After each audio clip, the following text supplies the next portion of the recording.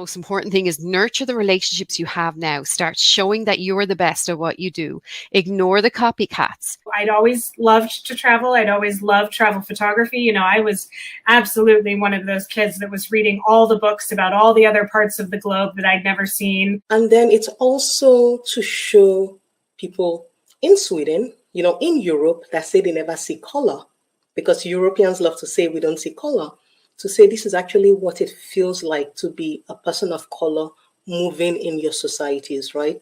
Your purpose only has to be your purpose, period. End of sentence. These technologies, right, have expanded who our network in our community and where we can find like-minded souls. Children are also affected by what is happening. And, you know, you see it in their drawings, what they draw. They draw tanks, they draw bombs flying over the heads. They draw, you know, people hiding in bunkers in the bomb shelters. This is a trauma that, you know, they will still have for the rest of their lives. And then another one and another one. And then I heard the sound of a fighter jet flying above. And that's when it sort of dawned on me that this is real. My worst nightmare is here. By making abortion illegal, you do not make it go away. You just make it dangerous, delayed, and expensive. And you are endangering women's health. So I really wanted to shine a light on the deaf community, ASL, and I wanted that to be on the title of my book. I don't let anything really stop me from what I want to do. If I did, I definitely wouldn't be here today. You know, letting go of those limited beliefs that I can't because I'm this, or it's not a good time. Just do it. You know, step into that fear and seek mentors. I'm a hustler. Twitter literally changed my life. Drawing cartoons in a political way about daily life, which is sort of what New Yorker cartoons are, can get at feminist issues and women's issues, because women's daily lives are political.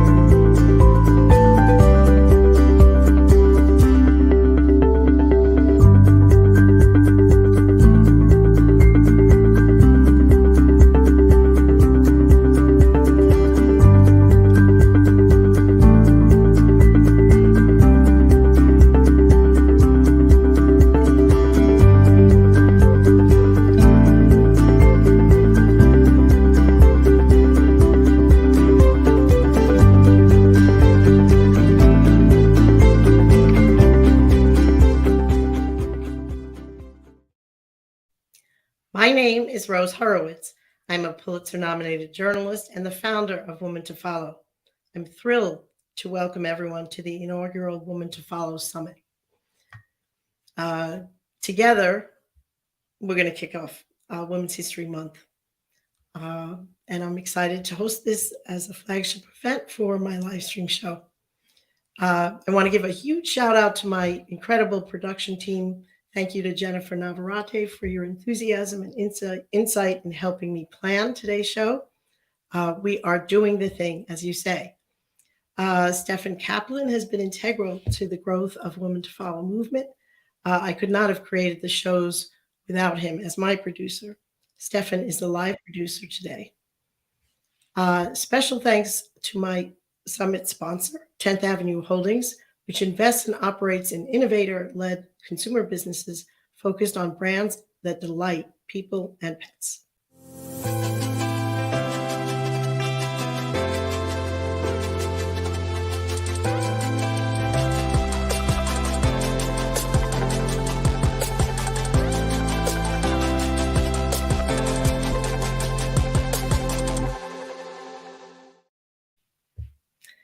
A lot of great brands there, different things to look into. I also want to thank my partner, Zealous One, which helps live creators grow their audience by using AI to identify and repurpose their top live moments. And for everyone, the summit is being broadcast live on Twitter, LinkedIn, Facebook, and the Woman to Follow YouTube channel. If you register, I've said, that you will get some added bonus content and a Q&A or interactive session with myself, Jennifer, and some guests on March 8th, which is International Women's Day. And my voice is hoarse, but I'm going with it. It's the show. So as I said in my tweet that launched the movement, let's get this party started.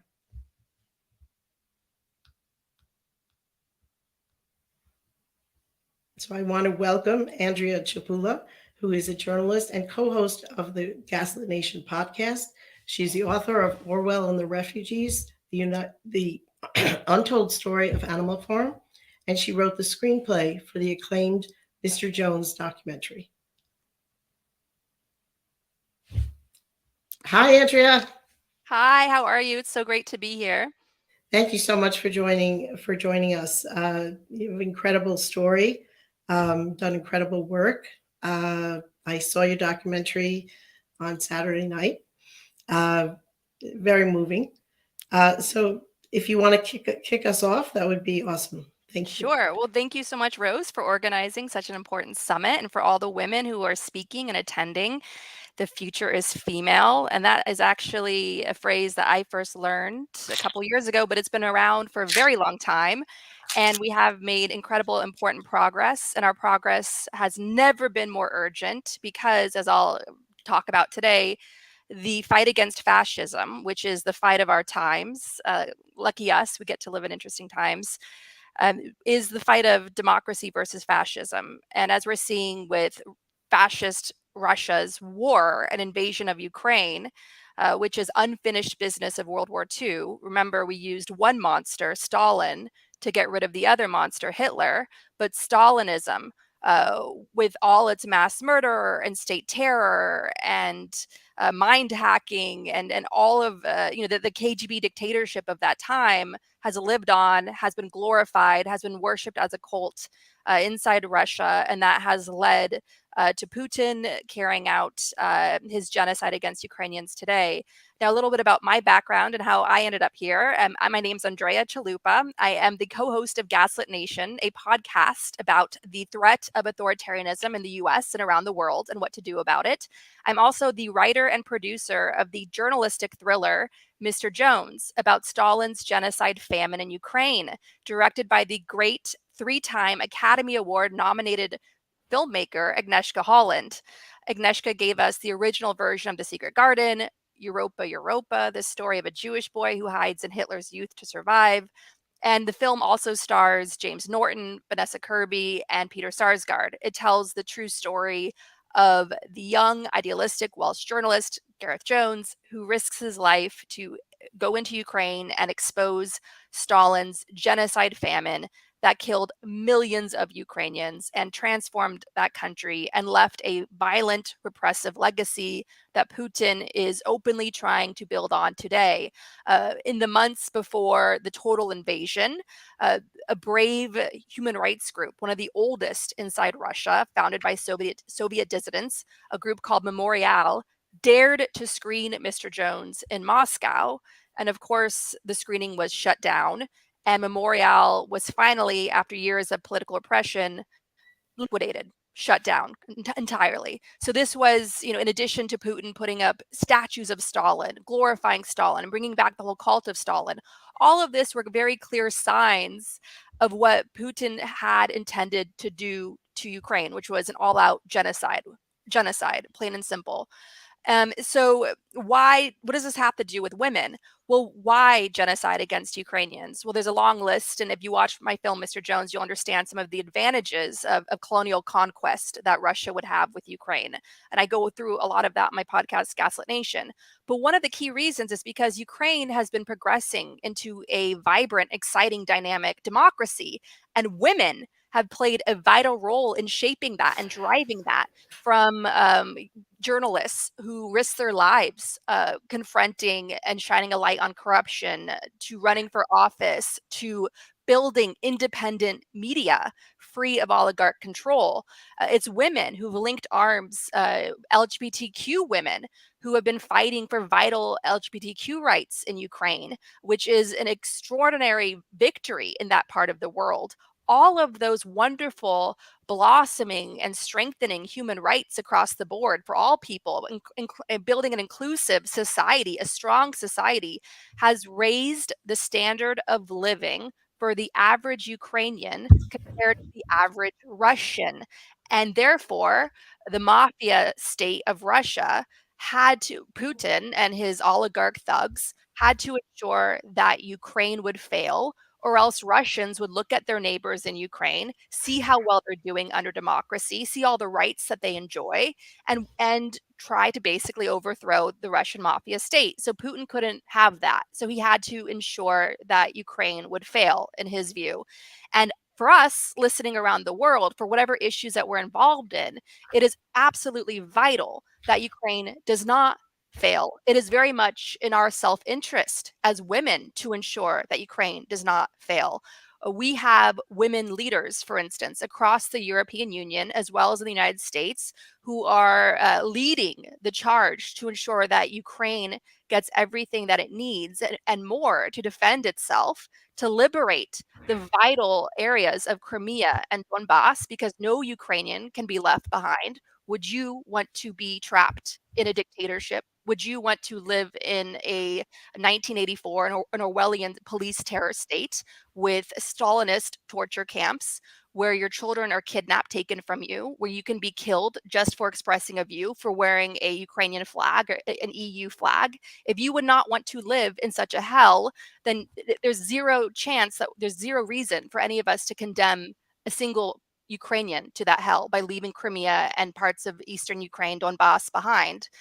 And the women that have been leading the charge across the EU, the Baltic states leaders, the Scandinavian leaders, the European Parliament leaders, and so on, they're the ones that have been listening to the Ukrainian activists, the women, and some we'll hear from today, leading the charge, saying that Ukraine needs more. We can't allow Ukraine to fail. If we allow Ukraine to fail, we embolden global fascism, because remember, Putin is part of a global movement. And I want to bring back an instrumental woman from the last time America had to stand strong and united in confronting fascism, and that is the great American journalist Dorothy Thompson. She wrote an essay that went viral. Even though it was written in 1941 for Harper's, she wrote an essay that went viral when Trump came to power with Russia's help, as has been documented deeply in the Mueller report and the Senate Intel report. She wrote an essay called "Who Goes Nazi?" And the essay describes how next time you're at a dinner party, here's how to tell who among you would become a Nazi. And in that essay, she describes the Elon Musks of the world. She describes the Jared Kushners of the world. And she describes the women that hate themselves, that would need a man to justify their value. They would go Nazi. So women who love themselves, women that shine their light, women that refuse to back down and hold their ground, those are the women who are leading the charge now against fascism. And no matter what you are doing in your life as a woman with your visibility, or as a man helping women with their visibility and shining their light out in the world, understand that your existence alone, championing the cause of your voice, that you matter, that your value matters, that you have an intrinsic value. You are furthering this light, this strong, united light against fascism. You matter. What you do matter. We need you desperately in these times. And understand that your cause, your right to exist, your right to speak your mind, your right to build the life that you want for yourself and let your creativity shine, is intertwined with the same rights of women across Ukraine, who we absolutely cannot leave behind. Ukraine is an extraordinary example of what can happen if you stand in your light and you refuse to back down. That is how Ukrainians built their democracy, chipping away at it over time, and became such a great threat, a nightmare in Putin's mind, keeping him up at night and isolating him on the global stage now. So remember, we're all connected into all of this, and it's never been more important to remember that. And I want to go back to Dorothy Thompson, because I've been reading a lot of World War II literature. I've been reading novels by women that were in London during Hitler's Blitz, the terror bombings, much like the terror bombings of what Putin is doing to Ukrainians. I've been reading the work of George Orwell a lot lately. I've been reading the work of his wife, the great Irish English poet, Amelina. Orwell would have been nothing without her. She was an extraordinary woman who studied literature under J.R. Tolkien, studied child psychology, which is a very early field of her time, and she transformed her husband into the great artist that he's remembered for today. So if you ever think of George Orwell, remember, George Orwell was a band name. There would have been no George Orwell without his wife, Eileen, who edited his work, acted like a business manager for his affairs, who gave him the encouragement he needed, who even probably wrote some of it, and as I'm seeing in my research and so on. And so in all of the work I'm doing now, and it really embedding myself into historical heroes of mine who lived through World War II, who lived through that first big fight with fascism, when fascism was first invented in Italy under Mussolini. They're having the same conversations we're having today. They're having the same fears, anxieties that we're having today. Why is that? Because the enemy is the same. The enemy is the same. And it matters to all of us women because, as Dorothy Thompson pointed out, the reason why the American fascists like Charles Lindbergh and Henry Ford wanted the Nazis to succeed, accepted medals from the Nazis, helped the Nazis in their war against democracies across Europe, is because they wanted to establish a Nazi regime at home.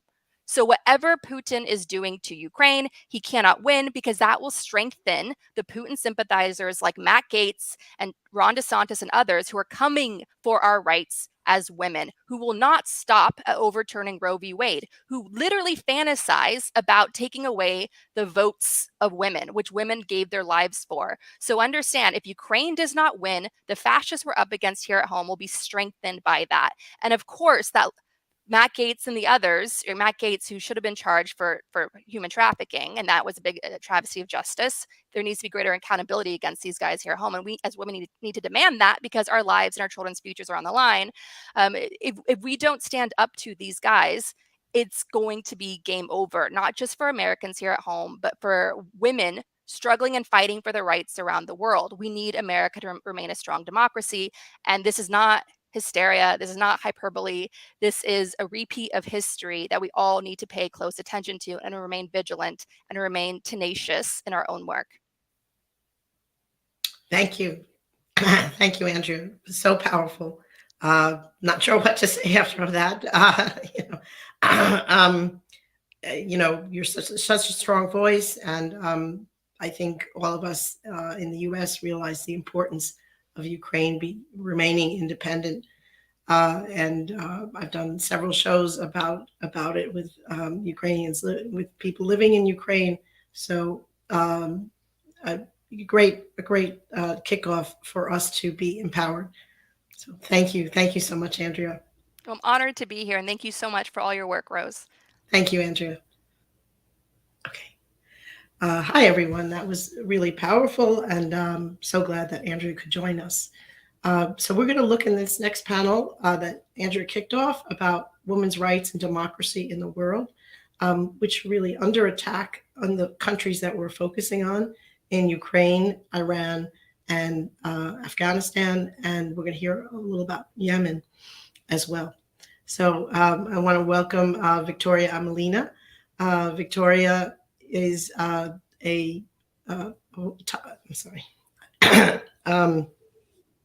award-winning writer, beautiful writer, and a war crimes researcher. Tell us where you're joining us from, Victoria.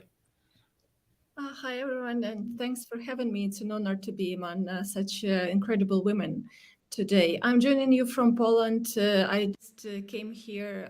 I came from Kherson region, And I finally get to see my son, who is in a vacation. He's just 11 years old. And while I'm traveling around Ukraine to research and document horrible war crimes, he's staying in Poland in safety. So basically, I really was a Ukrainian novelist and essayist, but since the full-scale invasion in 2022, I had to find my new role because everyone, both women and men in Ukraine, tried to find new roles, those that which help our country the most, help to survive and win and preserve our independence. So I started with moving boxes at the humanitarian warehouse in March 2022. But honestly, this wasn't my strongest side. Moving boxes isn't my best skill. So I moved on to take into training in documenting war crimes that, of course, included psychological training, and started going around the country in teams on missions to document the war crimes. I have to say that, of course, and you all know that, but I feel like I want to remind about that story. The war in Ukraine started not in 2022, but of course in 2014. And for me personally, it did start in 2014 because part of my family lived in the Donetsk region. And these were mainly women, and their stories were very tragic. For example, 82-year-old grandmother Hanna had to be evacuated to the west part of the country. And you can imagine how it feels to leave your home when you are 82 years old. And one of my sisters had to leave the Donetsk region, and she moved to Kherson. And when the full-scale invasion started in February 2022, that sister, who has already lived her house in the Donetsk region and now had a house in Kherson, refused to leave and lived through the occupation, waiting for Kherson to be liberated because she refused to be chased away by Russians again. And so she got to join this famous celebration party when Kherson got liberated. So women are joining the resistance in various ways, and even survival for Ukrainian women now means a kind of victory. I myself document war crimes because I do believe that justice is a foundation of democracy, one of its foundations at least. And we do need to document everyone's experience. When I go to the villages, and I will perhaps focus on my latest trip to the Kherson region, we find out all kinds of crimes, and this, of course, includes gender-based violence against women. I have to admit that I was not able to document many cases of sexual violence myself, because it is very difficult for women to speak up, and I more often get testimonies of other women saying that my neighbor was raped and she came to me in the middle of the night and told about it. But then the victim, the survivor herself, wouldn't testify about it. But we do hope that with time, those women will have more power to speak up. And of course, this will be because they won't be afraid that the occupation forces will come back and recapture the territory. And this is why, although I'm a feminist and I'm a human rights activist and I'm a writer, a poet, but right now in Ukraine, this is a time when everyone asks for weapons, and we are very, very grateful for the help of our allies, because I do realize that I'm alive and safe only because the Ukrainian armed forces do their work, and many Ukrainian women, of course, joined Ukrainian armed forces, and this is very important story to cover as well. But I'm also alive because of the help of our allies in the free world, and I'm really, really grateful for this help. I'm also writing a book about women. It's called Looking at Women, Looking at War. I think soon I'll be excited to tell the stories of other women. And I also see this as an important mission of mine during this full-scale invasion. Thank you so much again. Thank you, Victoria.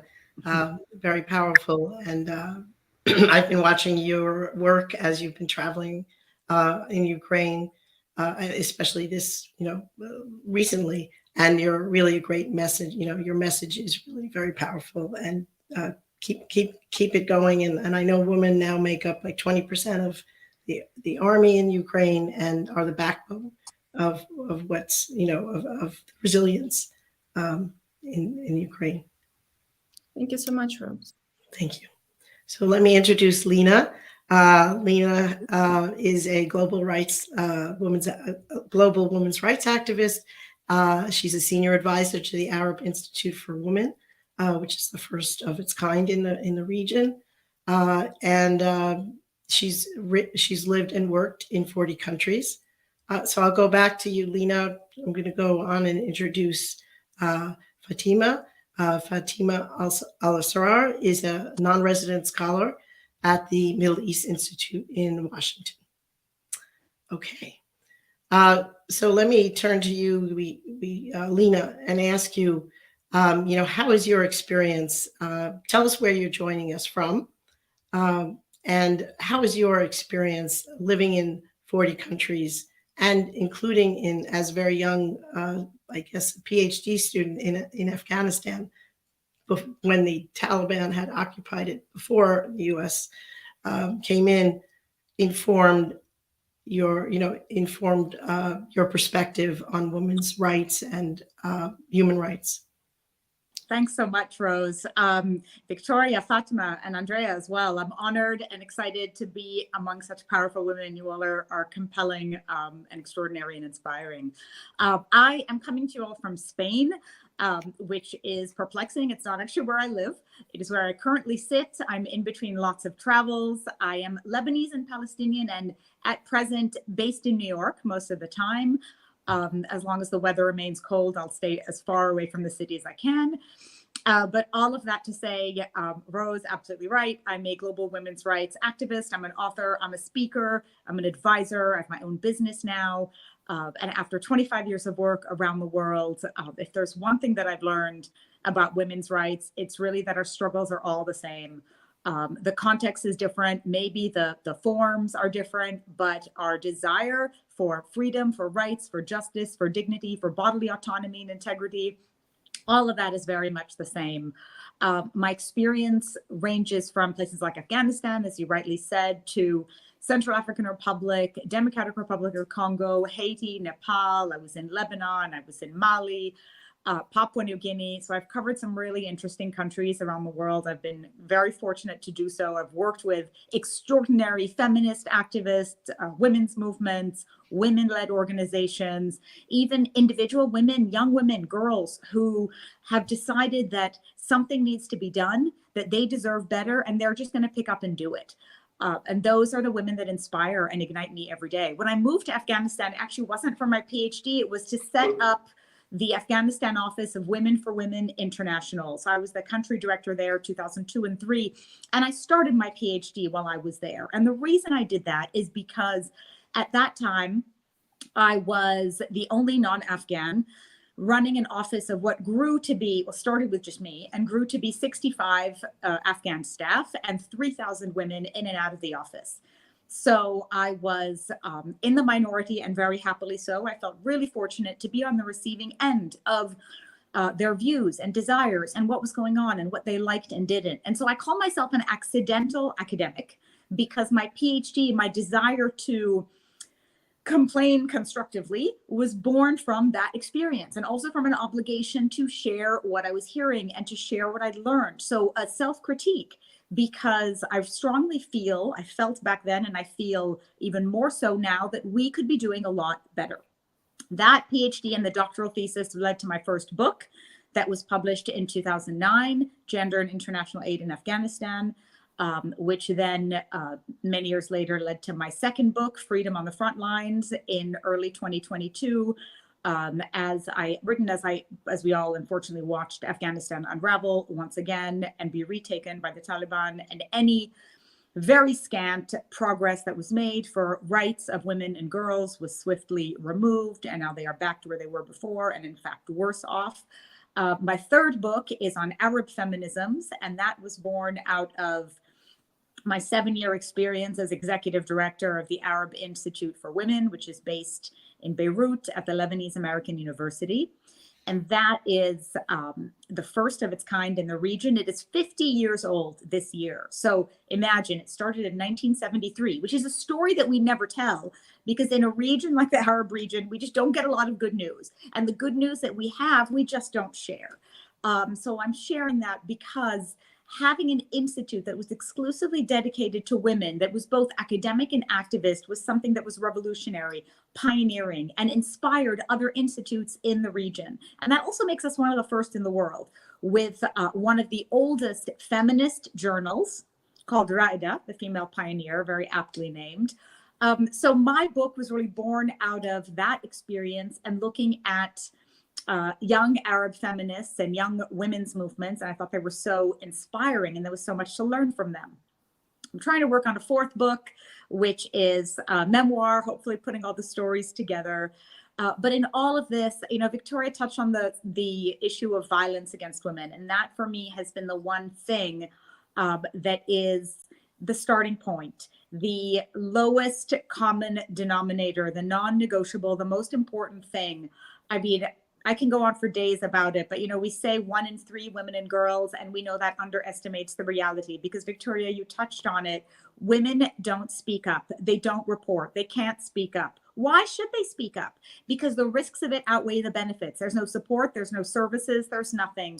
In the end, they are more likely to be shamed, blamed, ostracized, and so on. So for me, all the other things we talk about are moot points unless we solve this one thing. I mean, I'll just end on this. I love the title of this panel, because there's no democracy without human rights. There's no human rights without women's rights. And there's no women's rights without an end to violence against women. And if we can't achieve that, and if we haven't achieved that by now, I mean, what are we doing? We have a lot of work to do. Thank you. Thank you, Lina, for your really eloquent words and call to action. Very meaningful. And Lina was a guest on one of my second or third show. So we've been kindred spirits, and thank you so much. I want to turn to Fatima. Fatima, tell us a little bit about where you're from and how that has informed your research and work in the world. And thank you, Rose, for having me. I'm really honored to be on this important summit, inspired by Andrea, Victoria, and Lina's work, and grateful to be here. So, on your question, generally, sort of like where I'm from and what drew me to study the Middle East. I'm originally from Yemen, but I was not born there. I was born in the Gulf, so still in the Arab world, and we traveled a lot due to my father's work in the just commercial industry, and we were sort of I was always had this desire to understand more about Yemen and to reconnect with my roots because I've never been. So. When I finished high school, I decided to study there, and I was fascinated by Yemeni architecture. So I wanted to become an architect, and that was my long life dream, is to study architecture, help in developing cities, and doing more of urban planning. And I was particularly gifted in just painting, so I thought that was a really good fit for me. Of course, just living in Yemen and seeing the poverty and the way that people experienced, just poverty where, other cities in the Gulf who were just surrounding them were more prosperous, and Yemen had wealth. There were natural resources, but at the same time, there was a lot of conflict. There was, lack of education. I was one of the, few women around that time that studied engineering in the Faculty of Engineering in Yemen. So I was, through my work in urban planning within the University of Sana'a in Yemen, I've come across, several projects in housing and urban planning, and that kind of unlocked my career in international development. I had, looked at the disparities of, when you see an entire neighborhood that was supposed to be built for poor people, ultimately, redesigned and given to people who did not necessarily deserve it. So this was a project by the government and the World Bank.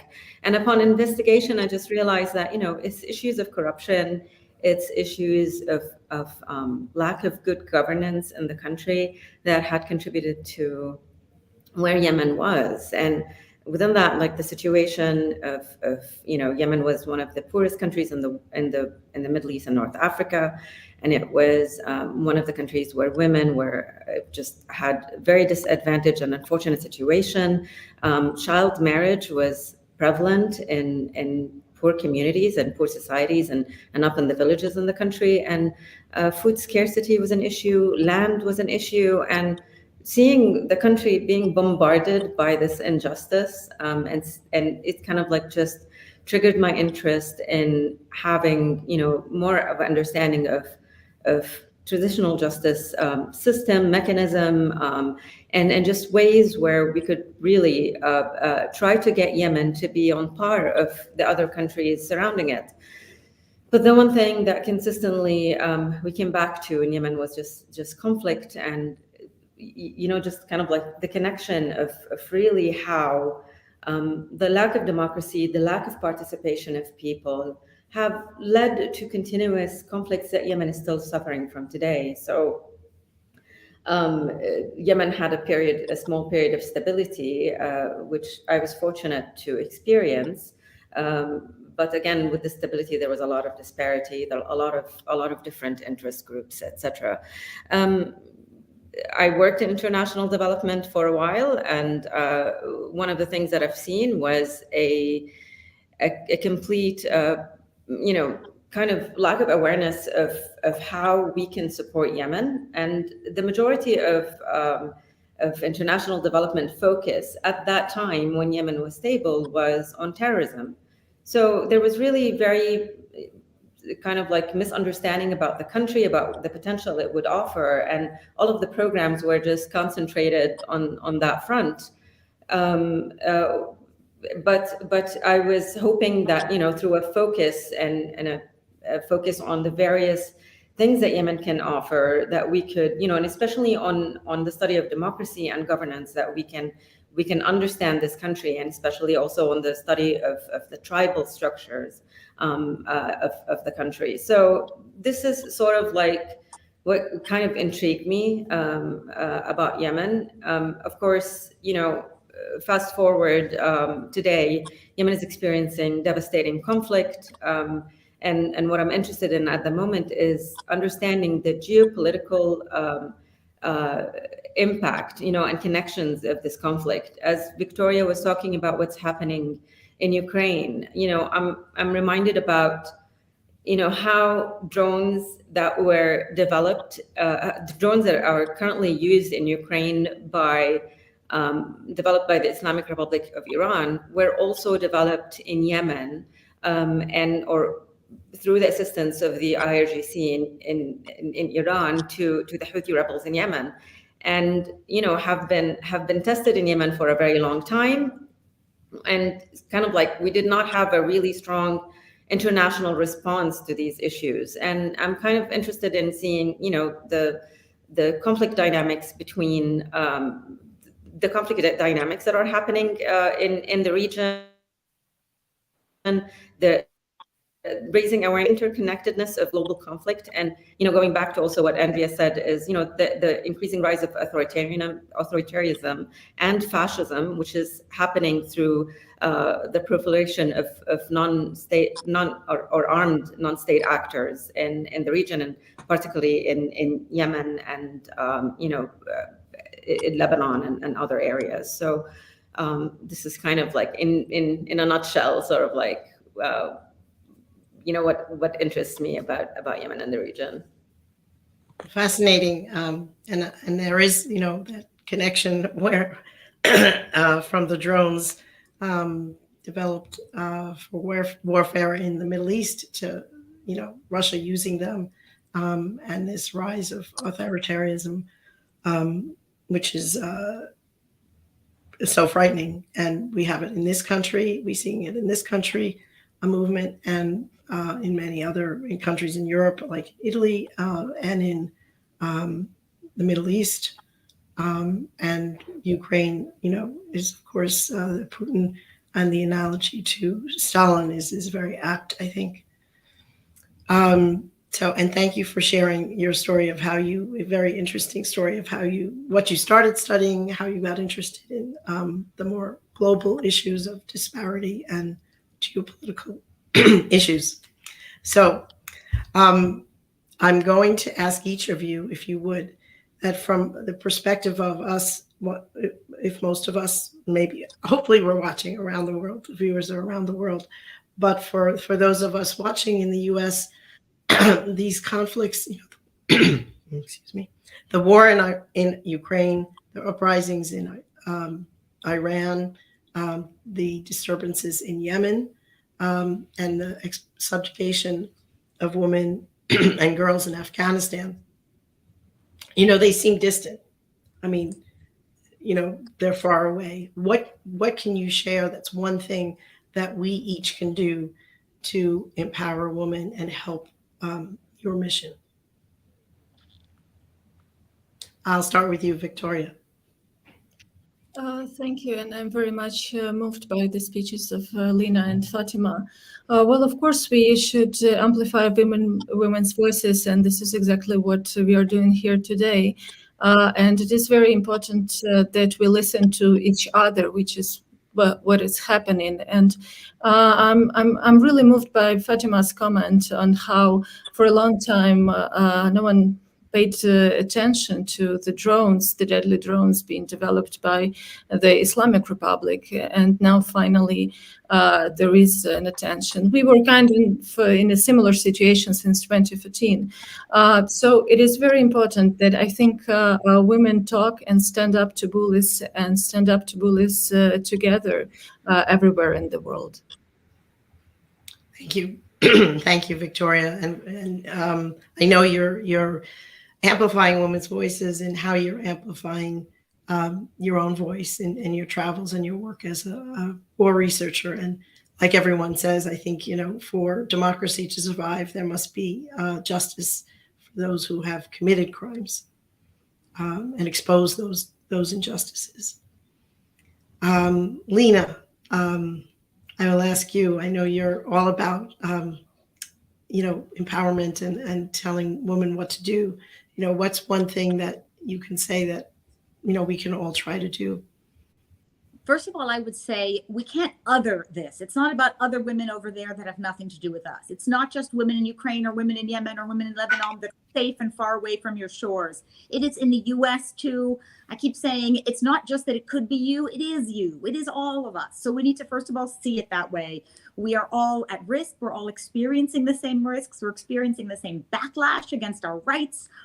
So if we think we are free in the States, I think that is the biggest mistake we can make. It is extremely naive and dangerous. I very often say, start where you stand. Take whatever space you occupy and make it feminist. You don't have to go far to do good. You can do something extraordinary from where you sit. Listen to the women who are on the front lines, support feminist movements, women's voices, the local groups that have been there since the beginning and that'll be there forever. They're the ones who know what's going on, who needs help, how to help them. They will tell you, they will tell all of us, and we just need to listen, and then we have to act on whatever they say. Thank you, Lina. Thank you. Fatima. Yes, I agree with everything that was said. It was interesting as I saw an interview at the start of the Iranian revolution, and it was an interview with a scholar, and somebody called on C-SPAN on the air, and they were saying, we understand that there is unrest in Iran, But we're seeing protests here in the United States. What is that going to do? Why are there protests in the United States? And I thought, you know, they don't get it. And this is clear. What we're protesting in the United States is that we really need to pay attention to what these authoritarian regimes are doing in terms of, you know, suppressing not just women's rights, but also the threat that they can cause us.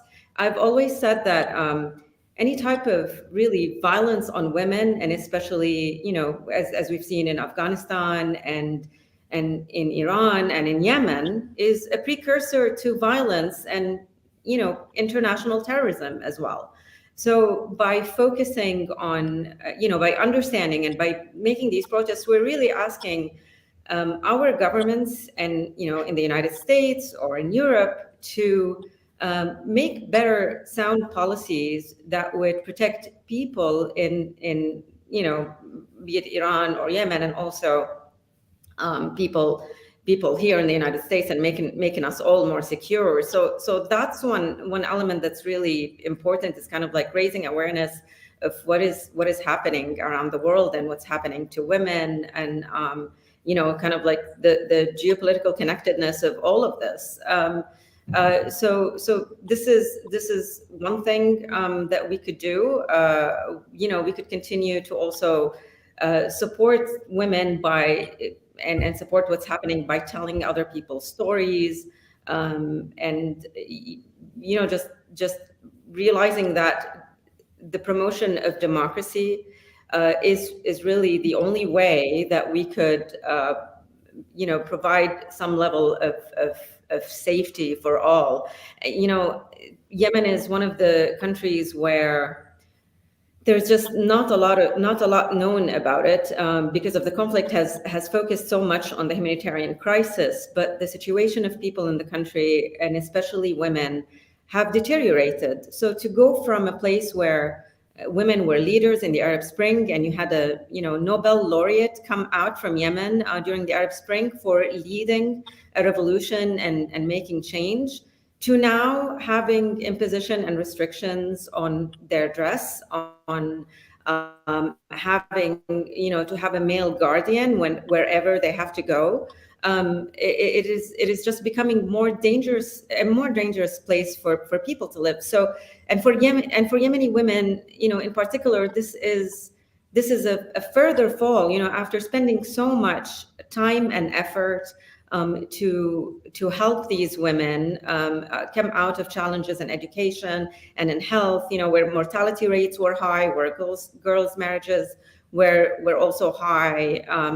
And to have done so much progress and to see this all fall during the conflict is really devastating. So the focus must, you know, be on the peace process, but also on understanding, you know, the impact of armed actors in the country, and taking more of a decisive role on armed actors. So, you know, again, when I see the war in Ukraine, the majority of the people know what is the right thing to do, which is supporting Ukraine against the Russian incursions. But when it comes to, you know, places like Iran and Yemen, and we still see a certain amount of uncertainty that's frustrating a lot of people inside. So I realize I've taken a lot of time, so I'm gonna stop here and see if you have any questions. Well, thank you. I know that in one of your recent essays, you pointed out that what's happening in Iran with women, you know, as you just said, being forced to wear certain dress and only go out when accompanied by men, is, you know, that influence of Iran, you know, that is going on in Yemen, and because of what's happening in Iran. So I think that the important thing here, before I close out, to say is this universality that we all need to share these stories. And so I'm really happy that each of you so eloquently shared your stories, because, you know, I think that we learn about each other and women from other women. So, really just thrilled to have all of you here today with me. Really honored. And I think, when we'll be putting together a list of things we can do. And for me, one of the things to do is to always, be aware, be reading, be listening. And for women who are marching, and be involved in groups from your local PTOs. In the US, you can stop them from banning certain books to, being involved in fighting for a world conflict. So thank you so much. And we're going to bring on our next panelists. Really appreciate all of you for being here today. Thank you. Okay, we're going to go and meet three great entrepreneurs and talk about their journey.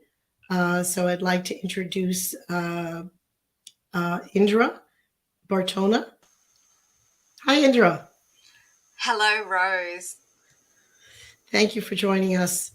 And I'd like to introduce Bobby Wasserman, who's founder of Single Lady Estates.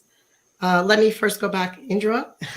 Indra is founder of the Positivity Vibe Tribe, a very active community on social media. And she's also a film and television producer.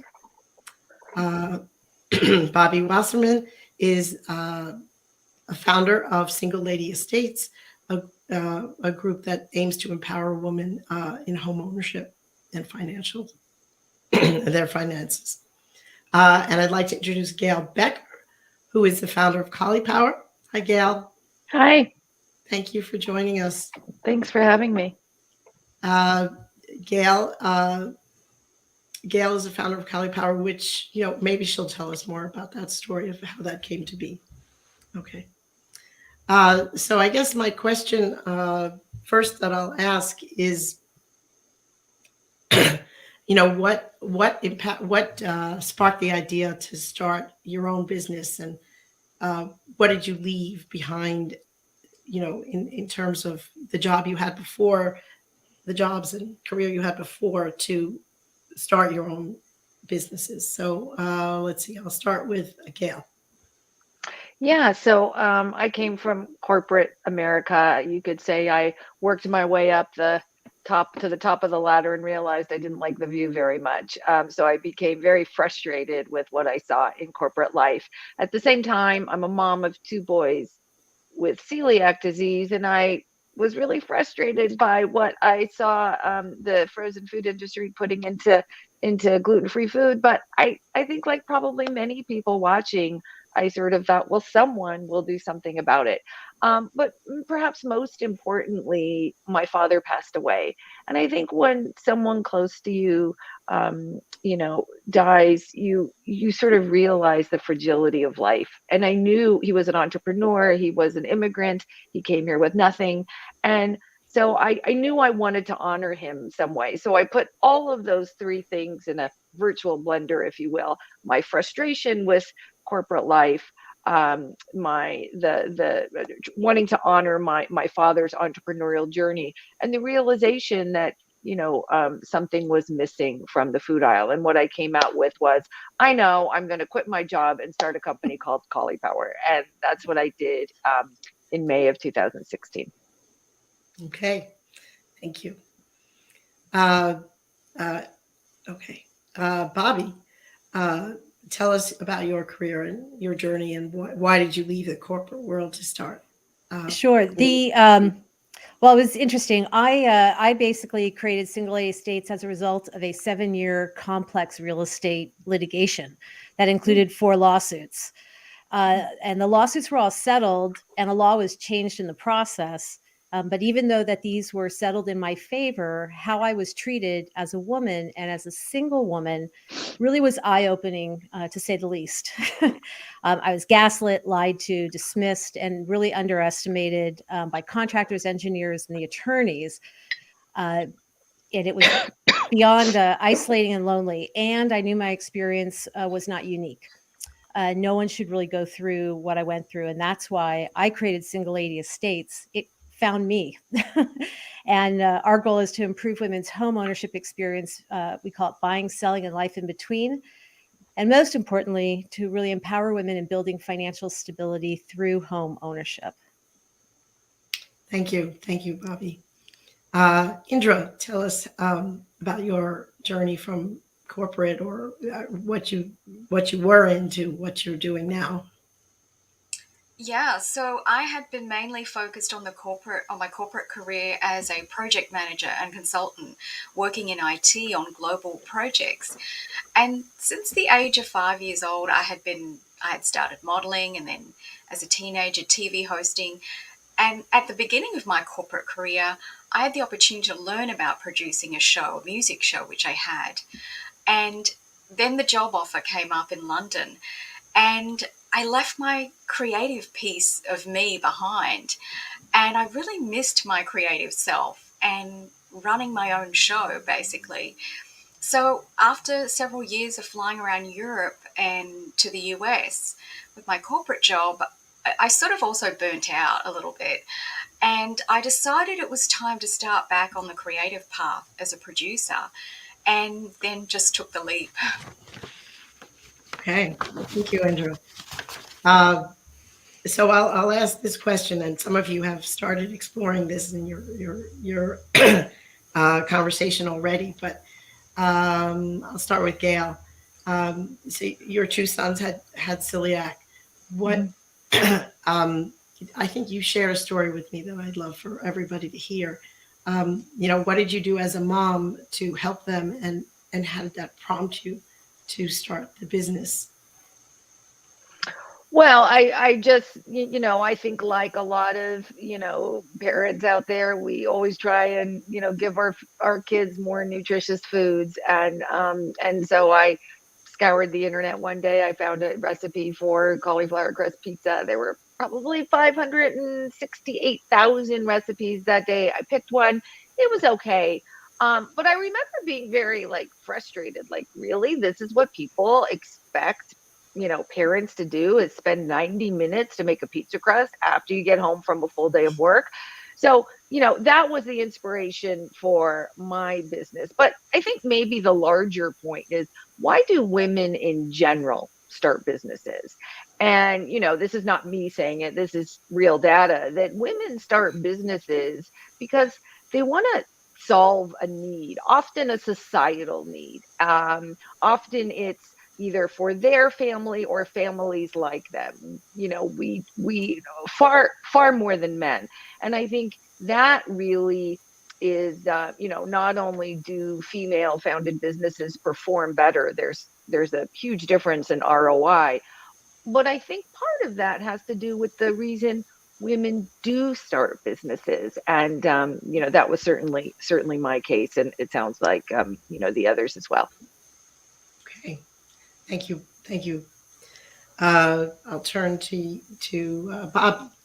Tell us, well, I know that you went through this terrible these lawsuits, and you found that, you want, so what made you leap from, I suppose, from the businesses you were in to founding this group? Sure. Part of that journey was being my own advocate. And you really have to go up against everyone. So a lot of it was research, and I learned more than I ever wanted to know about structural foundations and hillside homes and the Los Angeles street manual of what type of streets they have in LA. So it just became this, I just had so much information. And then when my lawyers started laughing, he said, "You know more than half the lawyers out there." I'm like, okay, so I got to do something about this. And that's really what happened. I had worked through the city structures to try to get part of my problem resolved. And until, after 3 years of that, I just went to the LA Times, and we made the front page of my issue made the front page of the LA Times, and that's what really helped facilitate the law change. So with all that information, it's like I can help others. I can help others deal with this, and people don't have to. People don't have to go through this. The other piece of this is that it's extremely isolating. These type of lawsuits and situations are so overwhelming, and they just take over your life. So for people who don't have, places to go or talk to, we're also that. We're a community. So it gives you a little strength along the way. Great. So people can ask questions and rely on each other within this community of the single. Yeah, it's really one of the things I found is that, it's really what I'm creating is a place where you can get authentic and honest help, where you go through these situations and everyone's got their hand in your pocket, quite frankly. There's, and there's an angle to everything. And, I'm trying to create a place where, or I'm in the process of creating a place where that's not the case, that we'll give you our honest feedback. And that's the agenda. It's an incredible story. And I always, in journalism, when I started out, my passion was to expose corruption and things like that. So, so changing a law in Los Angeles is really significant. Thank you. Indra, tell us a little bit more about what really, the connection between when you wanted to start this to actually, doing what you're doing, and tell us a little more about what you're doing. Sure. So initially, I wanted to branch out and have my own sort of autonomy. And, it seemed to be like from, being in the corporate world to being in the creative world.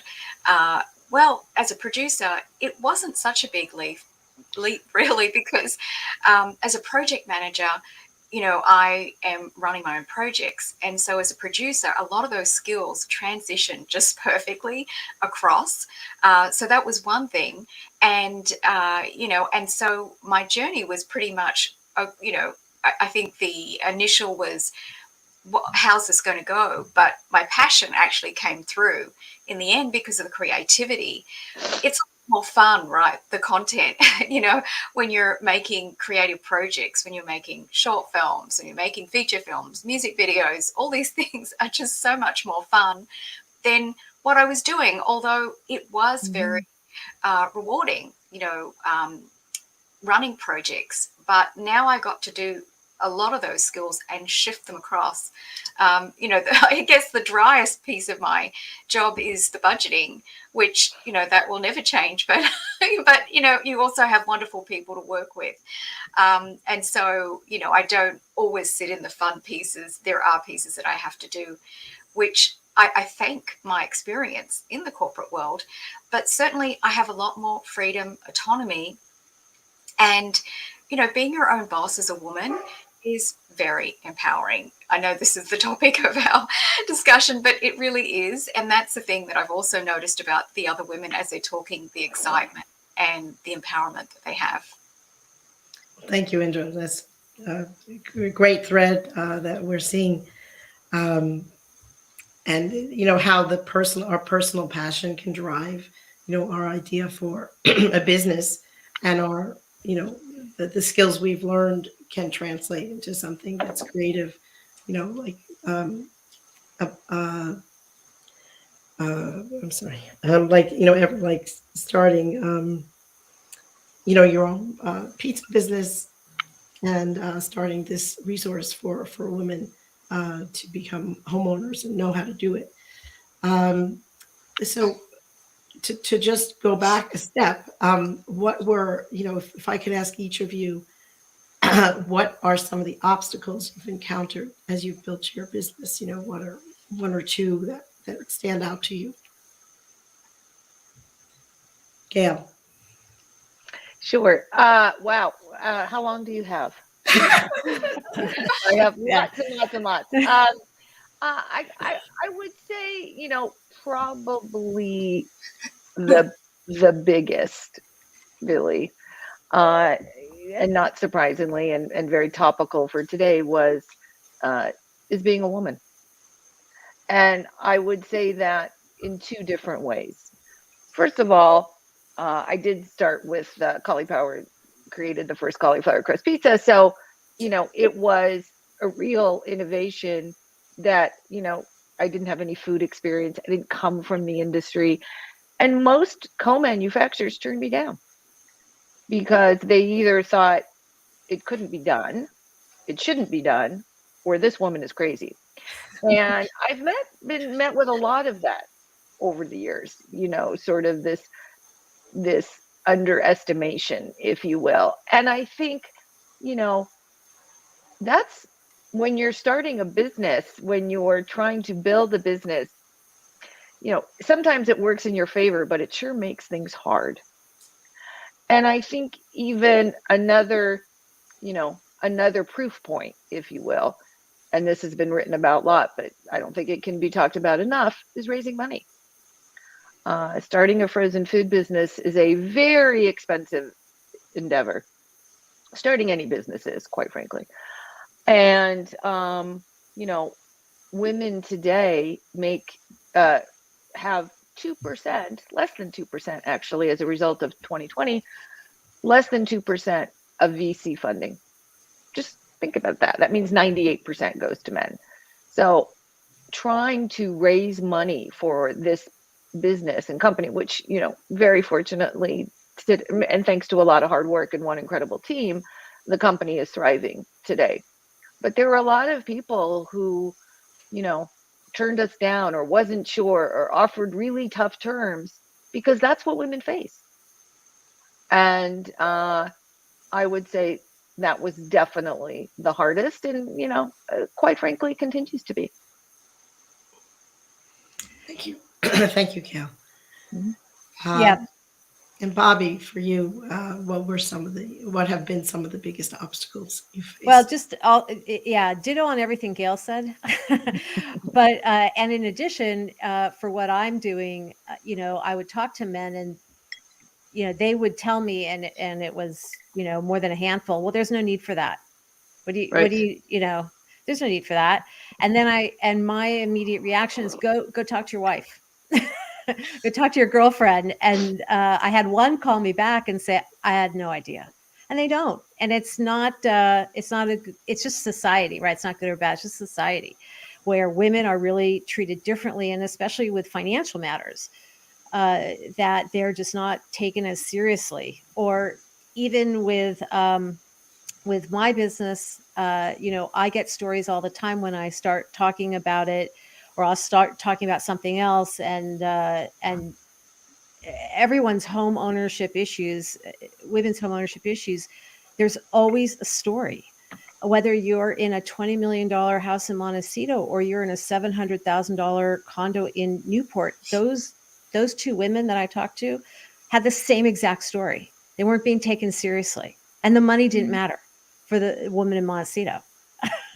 So it's really trying to level that playing field. I mean, women are coming into their financial own, and so as Gail said, it's less than 2% of women that get venture capital funding, and yet we're half the population. So we give a higher return on investment, which I think true. Which is really the point, right? Because yeah, we get, and our businesses do much better, and we're in it for the long haul. So it's just a better all investment in the long run to invest with a woman. So a woman-owned company. Thank you. And just to reflect on the 2% number, I know that for Black and women of color, that percentage is, if you take that 2% and you say how many women of color get that, piece of that, is really tiny. So to spread the word about this inequity in funding for women-led businesses is so important. And, women drive, we're responsible for most of the decision-making in, what we spend if we're households. 86%. There you go. 86%. There you go. Yes. 86%, huge number.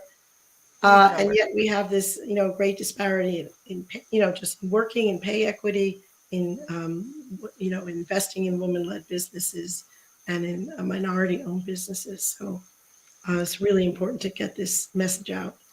Can I add one thing? Yeah. Yes. And when it comes to home ownership, women are rocking it.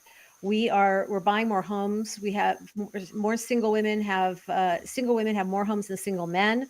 We're the ones that are leading the sales of those homes. And again, it's only been 48 years since the Equal Credit Opportunity Act, which allowed women to get credit in their own name. So for those 48 years, since 1981, women have steadily in the United States steadily increased their home ownership, their financial assets, and we're really now coming into being an intergenerational economic powerhouse, is like what I like to say. Thank you, Bobby. Indra, tell us more about. Give us your perspective. Yes, thank you. Well, when the pandemic struck, I felt like I had to pivot, actually, and that's when I also formed the Positivity Vibe Tribe global community. And so all those creative production skills still got to be used and utilized. So that the first piece was creating the YouTube channel, and to share all the positive inspiration, went to a global audience that really was looking for hope, support. So those, I had to pivot. There was a change, and it's been quite a fun journey, even though it pivoted in that direction. I think making a start can be overwhelming sometimes, and it wasn't the best time to start. I had to get creative about how I could still bring on the team and create this, and everything was done, from a distance, basically. But luckily, editing can be done like that.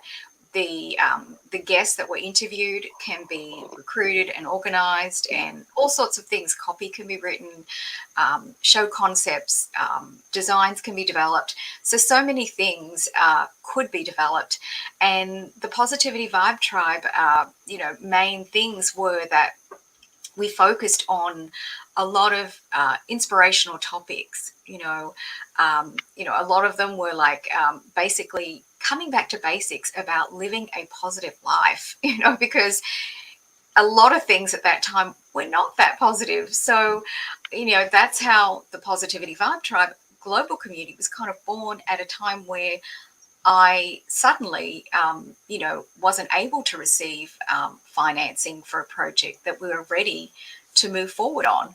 So things change, and you have to be ready to make those changes in direction. And also, if you have a team of people that are looking to you to keep busy, and like, what do we do now?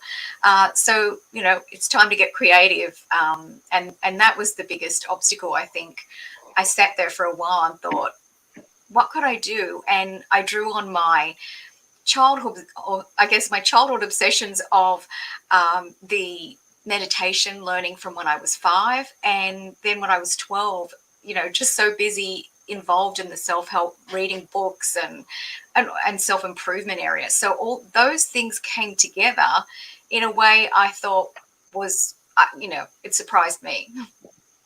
That's great. Tell us a little bit about, when you say positivity, people kind of maybe give it a bad name, or a bad rep. So tell us what you mean by positivity, and some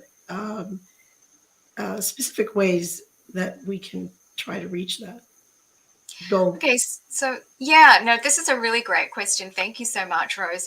With living a positive lifestyle, it's not about every day is perfect, because I think we are all imperfect, and I really don't know anybody that has a perfect life, that just sails through life and everything is just smooth.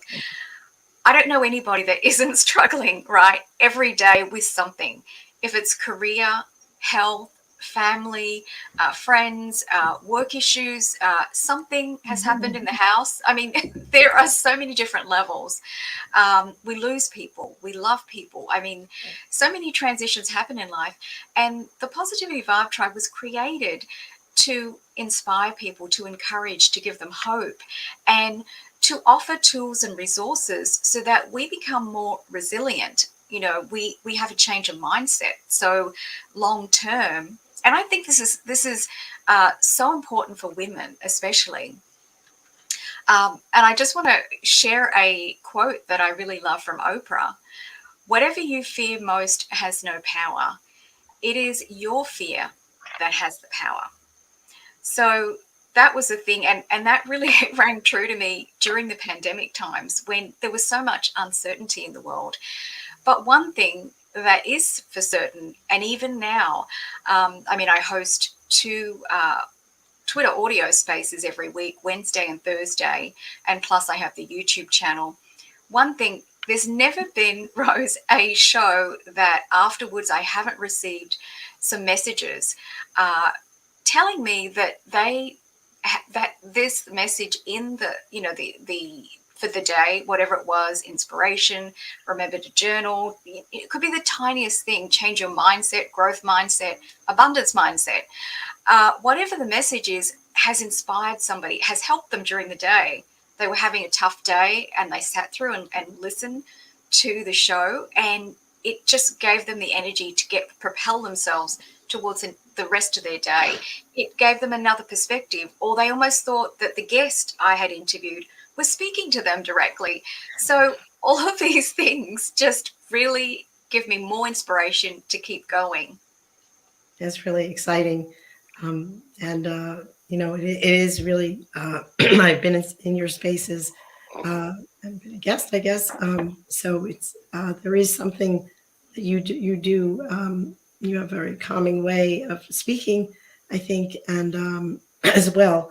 And it's great to be able to know that you're reaching people on a personal basis. So thank you, Andrea. So I asked you your obstacles, and now I'll say, you know, what have been some of the highlights or a fun story you can share with us about being a business owner. Gail. Well, I would say the highlight for me is how much we hear from people. And, you know, something I sort of never expected. I cannot believe how many people either phone or email or handwritten letters or direct messages on social reach out and tell us how we've impacted their lives, how we've made things a little bit easier, how we've given them time to focus on things that they love, how we give them, you know, a little less guilt. And, you know, I think women enter business to, you know, and I think we just talked about it, to really have a positive impact on people's lives. And I think that to know that, to be able to see it, to hear from people has been pretty extraordinary. I read since the beginning of the company, I have read every single communication from happy customers, unhappy customers, and it's really what keeps me going. That's great to hear. So it's that personal reaching out and for a big company, that's so gratifying for you. And do you respond? I'm just curious. Do you respond? Oh yeah. Okay. Yes, I definitely. We respond to everything. I'm sort of known online for, you know, chiming in on people's tweets or what have you, and say, hey, how about a free pizza? Thanks for the shout out or something. I love, that's a few things I like more in life than giving out free pizza. But you know, I have to say, I mentioned your company to my daughter, who is living in Manhattan and has a busy work life, and she says it's her favorite, you know, pizza. Okay, well, let's give her some free coupons too then. And I will say, just in terms of societal impact, we do give a percentage of our sales to help build teaching gardens in underserved schools across the country. When that has been since we sold our very first pizza back in 2017. So it's something that I am. That's the other element that sort of keeps not just me going, but our mission as a team. How many schools or gardens, have you funded? Well, there are hundreds of schools across the country. So and we've helped them build these teaching gardens and teach kids, the power of vegetables and what they can do with them. We even, not only are they responsible for growing them, but a couple years ago, we realized that they would bring them home and didn't know how to prepare them. So now there's some cooking elements and so they start from the very planting of the seed all the way to preparing it for dinner. So it's incredibly satisfying. That's terrific.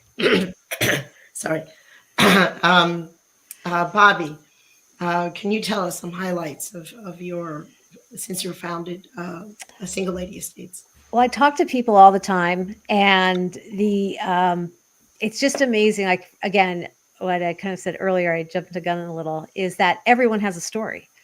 And all of a sudden I'm sitting here talking about something completely different, not about business. It turns to, Single Lady Estates, and I get oh my God, do I have something to tell you? Right. But what I'm really enjoying, I'm really enjoying talking to people but also learning, okay, so what would you like to see? Right. We're at the beginning of our journey, and we exist to help women, throughout the entire journey. So, tell me what you want. So with this, we're having a launch of our first line of products at the end of spring, and we're building our community and everything. But that's been so rewarding and validating. Because after you go through just years of junk, for the lack of a nice worse word, it's so nice it's like no that again, right, this wasn't my only experience, everyone's experiencing this. And so just those conversations, and quite frankly, everyone's so helpful. There's not one phone call that I don't get off of where it's like, you need to talk to this person, you need to talk to that person. And they'll take the call, regardless of their, stature in life. They'll take the call and they'll be helpful. So it's just been incredibly rewarding, and it just goes to show how needed this is. So that is just, that gets me up every morning. That's great. So it's like you've opened the door for people to ask these questions because you've raised these issues. Yeah. And, we're so busy. Even like what Gail was saying earlier, you're so busy raising children, being in corporate America, and it becomes incredibly isolating because, you just, you're at home, you go to school, you go to work, you're back. And so to hear other women's stories and to have what we're also building is a safe community for women to talk about these things, and that's all they're talking about. So that's also incredibly gratifying. Thank you. Thank you, Bobby. Let me just get a little more tea.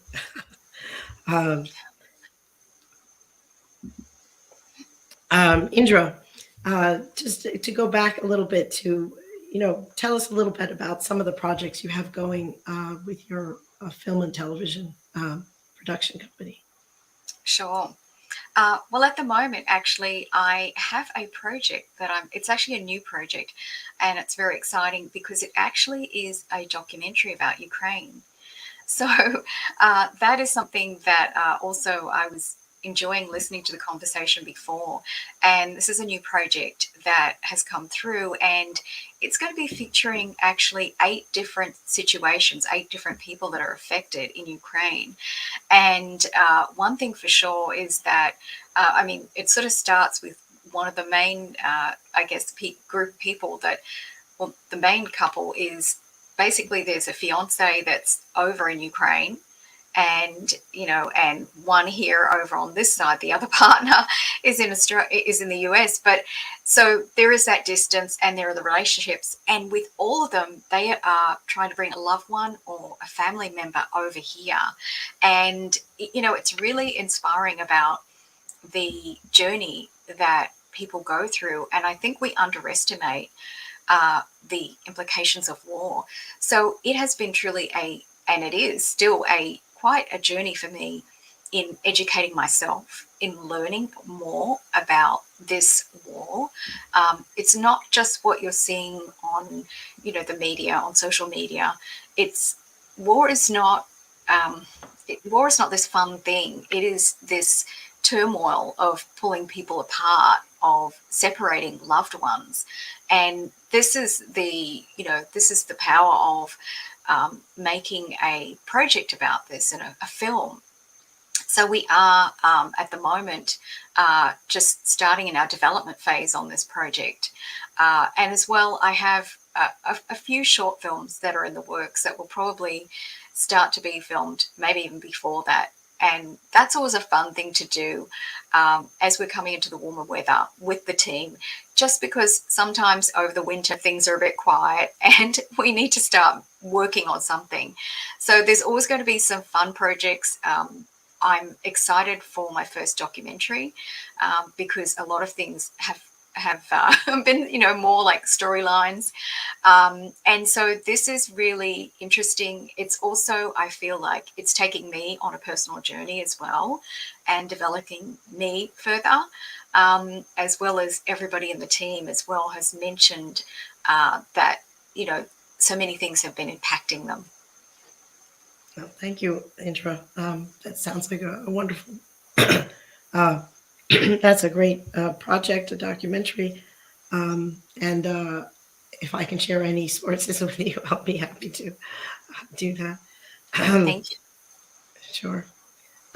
So Gail, tell us what you have ahead, and but how CAULIPOWER has grown from starting as a frozen, with frozen pizza crust to where it is today, and what's your vision as you next few years, where you're going to go?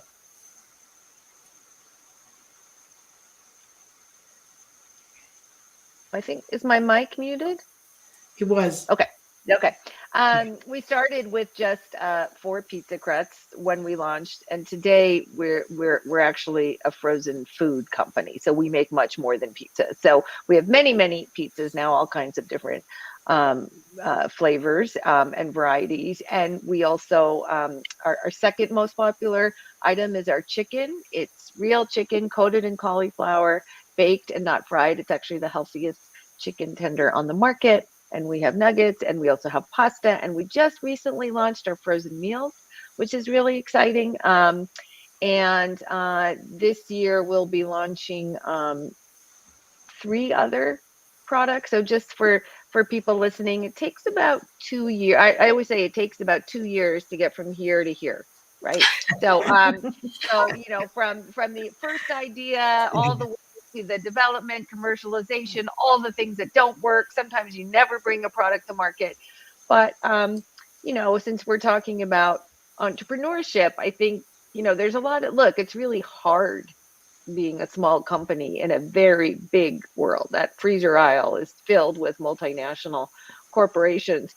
But I think, size is something you can use to your advantage, particularly Andrew was talking about the challenges of 2020. For a food company, trying to get product on the shelf in 2020 was probably, the hardest thing I could have ever encountered. But the good thing is, it was a great equalizer, right? Nobody. Can I just ask you, weren't people wanting more like frozen foods because they couldn't go to? They wanted more junk frozen food, more comfort frozen food. Nobody was reaching for healthy frozen food, right? It was that dash to comfort. But so we were able to double down on our innovation that year when a lot of other companies stopped. And as a result, this year and last year, we've been able to introduce all of these innovations. So our 3 platforms are really pizza, chicken, and meals. Like I said, we have 3 new innovations this year. So we're very excited and, continue to really bring, great tasting, better for you food that happens to be gluten-free to everybody. And that is really the dream, that everybody can share from the same plate. Everybody deserves delicious food, no matter who you are or how you eat. Thank you, Gail. I just want to say, Gail's company has been listed as one of the top 10 in the frozen pizza world, and the company is only 5. Am I right? 5 years old? Yeah, we launched in 2017. Yeah. So that's terrific success story there. So thank you, Gail. I started, my hair was straight, Rose.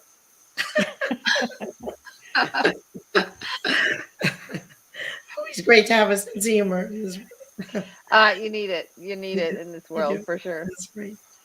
So I'll go to you, Bobby, and ask you. You mentioned some of the things that you have coming up. So tell us a little more about where you're going. Sure. So we currently we're developing a lot of content. We have podcasts, we have blogs and newsletters, and at the end of spring, we're going to be launching the start of our line of guidebooks on home ownership and how to, ask the right questions with contractors, know what type of systems are in your house, and they're just going to be very simple guides, right? And that's kind of where we're starting. We're also I'm meeting with certain advocacy groups at state levels throughout the country to bring more attention to the way women are treated and different types of issues when it comes to financing homes and all that. So I don't want to really, that's kind of in process, but that's kind of where we're starting, is with the guidebooks. We're also going to have a mastermind series that hopefully will start in the summer. And that's kind of all I really want to say at this point, because nothing is out there yet. And everything, like what Gail said, it's there is space. There's a lot of space between when you conceive an idea and when you're working through that process and what ends up, kind of like a pinball in a machine. You have an idea, and then something that shoots out is totally different. So, but I'm excited about it. We've gotten so much great feedback and support, and I just look forward to that continuing. Terrific. Thank you so much. Indra, I know you spoke a little, if you can tell us a little bit about maybe what's ahead for how you're developing the Positivity Vibe Tribe. Absolutely. So this year we are starting our new series for our YouTube, and we are about to start filming in the next 2 weeks our new series for this year, for 2023. And we have a lot of great I would say interviews with amazing guests that are experts in their field again. That's something that we do try to bring, is a lot of experts in their area. It's really hard when you have the, it's a crossover between spiritual and self-improvement, areas. And, we talk about meditation, we talk about spirituality, and then a lot of, tips and tricks and hacks on those areas of, believing in yourself, in, law of attraction, all sorts of things, and just abundance mindset in general. So there are so many people that come in to the Positivity Vibe Tribe. And we also have a system where we have them in Twitter Spaces as well. And then some people who are available, we can move them to the YouTube show. So that's coming up. We are rebooting our newsletters as well. It's time to get the newsletters back on track. So truly excited about that. More blogs, of course. And there's going to be a few surprises coming to the Positivity Vibe Tribe, of course. thank you to all the support. Also, everybody, we're shy of 8,000 members in the Twitter community for the Positivity Vibe Tribe. So we also have quite a few members in there that have been there from the beginning, and that's the really exciting part, that now the community runs itself. They post every day, and we actually have 6 moderators in the Positivity Vibe Tribe community that moderate, but they said their work is very little. It's very scarce. So it is amazing that the actual community have taken it upon themselves to drive and create the content, and it is really beautiful to see. Well, they're inspired by you. So before we close, I wanted to ask each of you if you can give one tip for somebody who's thinking of starting a business on their own, or has just launched a business. So I will start with Gail. Sure. I think, one of the things I don't talk about very often in the story of CAULIPOWER is how close I came to not doing it. It was like this close. Like I sort of woke up that morning and didn't Because really there were know. just so many obstacles. I know you first tried, was it that or? No, it wasn't necessary. Well, one, I had no idea of the obstacles I would face, but it was, change is hard. Turning your life upside down is hard. Leaving a stable, successful career and betting it all on something you know nothing about is really hard, and it's scary. And taking that, nothing is scarier than taking that first step. And I guess my advice would be, I think, maybe even as women, we sort of wait for that perfect time, right? You think you're gonna hear angels sing or bells ring, and then you're gonna know it's the perfect time to start a business. Well, that's not true. It's kind of like having kids. There is no right time to have kids. Like, it's all good and it's all bad. So you might as well. So what are you waiting for? And today's a great day. And there's lots of problems in the world to solve, and they need lots of, compassionate and smart founders to do it. So what are you waiting for? Terrific. What are you waiting for? Thank you. Thank you so much, Gail. Let me go to Bobby. What one piece would you say to people who might be starting out, I guess as homeowners, or as women in business? Well, whether you're going to buy a home or start a business, my advice is be unapologetically confident and just keep going, and believe in yourself and stand up for yourself. And that's life advice. In addition to business advice, that's what I would say. Thank you, Bobby. Indra, what piece of advice would what top tip would you give to people listening about starting their own business?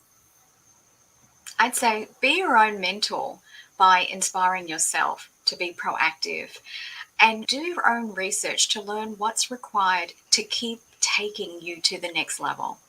Knowledge and action are 2 of your most empowering tools, and you can do all of this yourself, especially as a woman.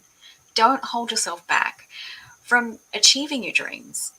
And the biggest investment that we're ever going to make is in ourselves, right? In life, it is investing in yourself to push yourself beyond boundaries into the unknown zone, and feel perfectly uncomfortable as you find the path to your definition of success.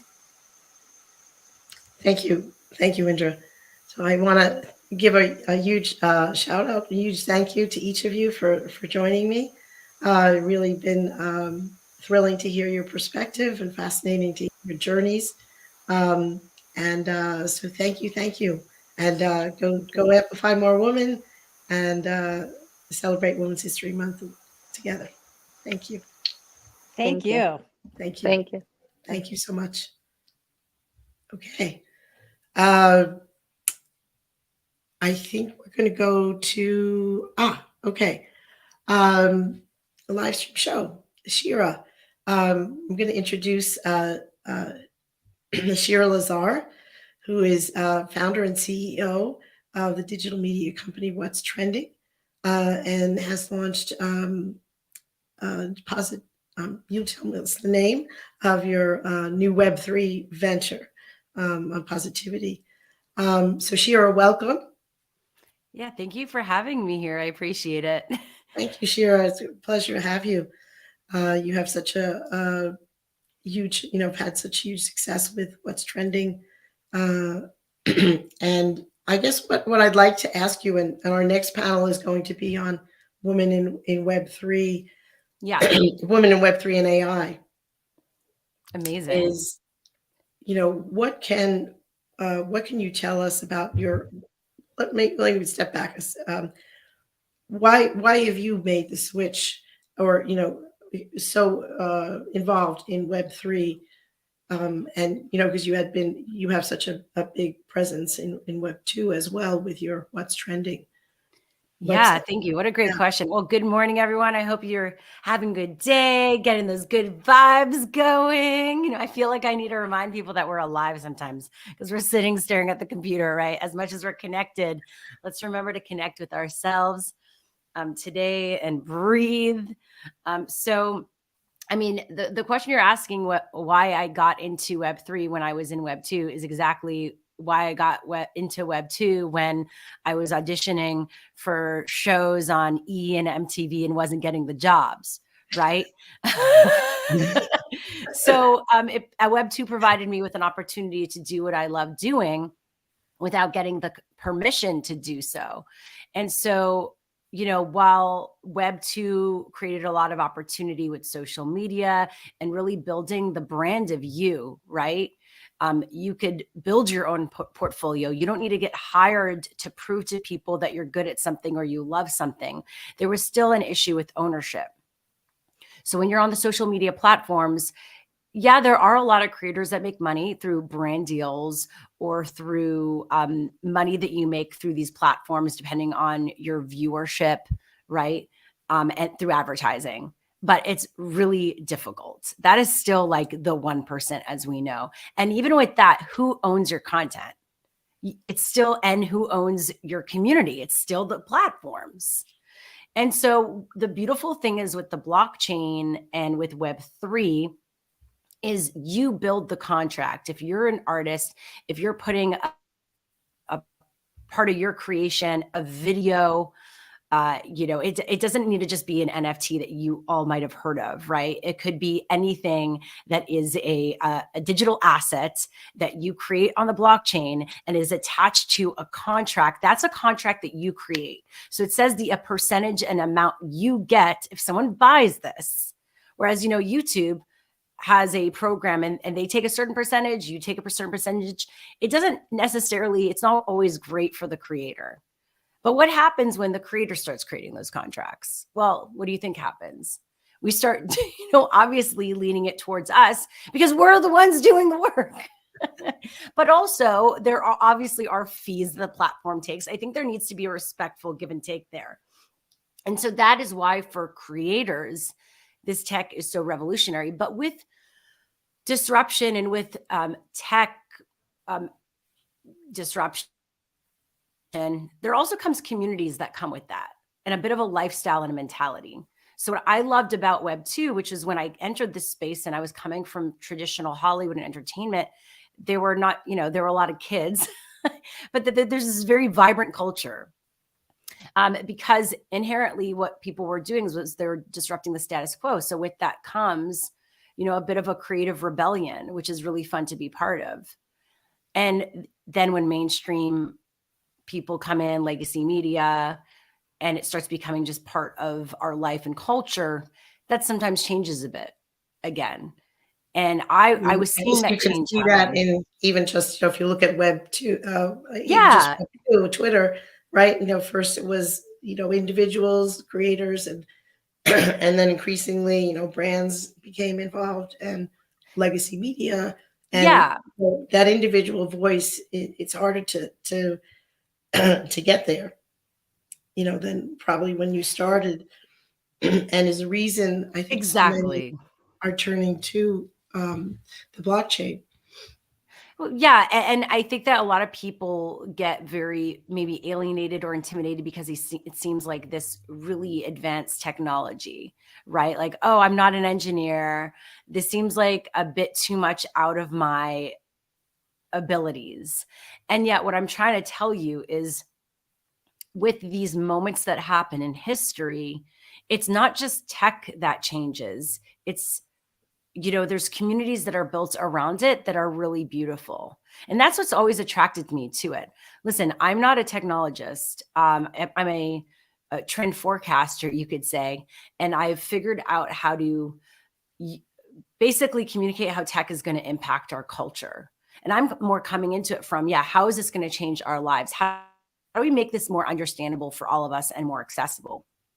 So when you enter this space and you might go on Twitter, you're going to find people that are trading like they're trading on Wall Street. You're going to find bro culture. You might find some icky stuff like you see in any industry. But you also, and this is what's beautiful, there's a very vibrant community around women, right? Because women, we do everything. Come on. We're builders. We're nurturers. We care. We're collaborators. We're creative. We're in music. We're in fashion, education. And these are all industries that the blockchain is disrupting and is changing.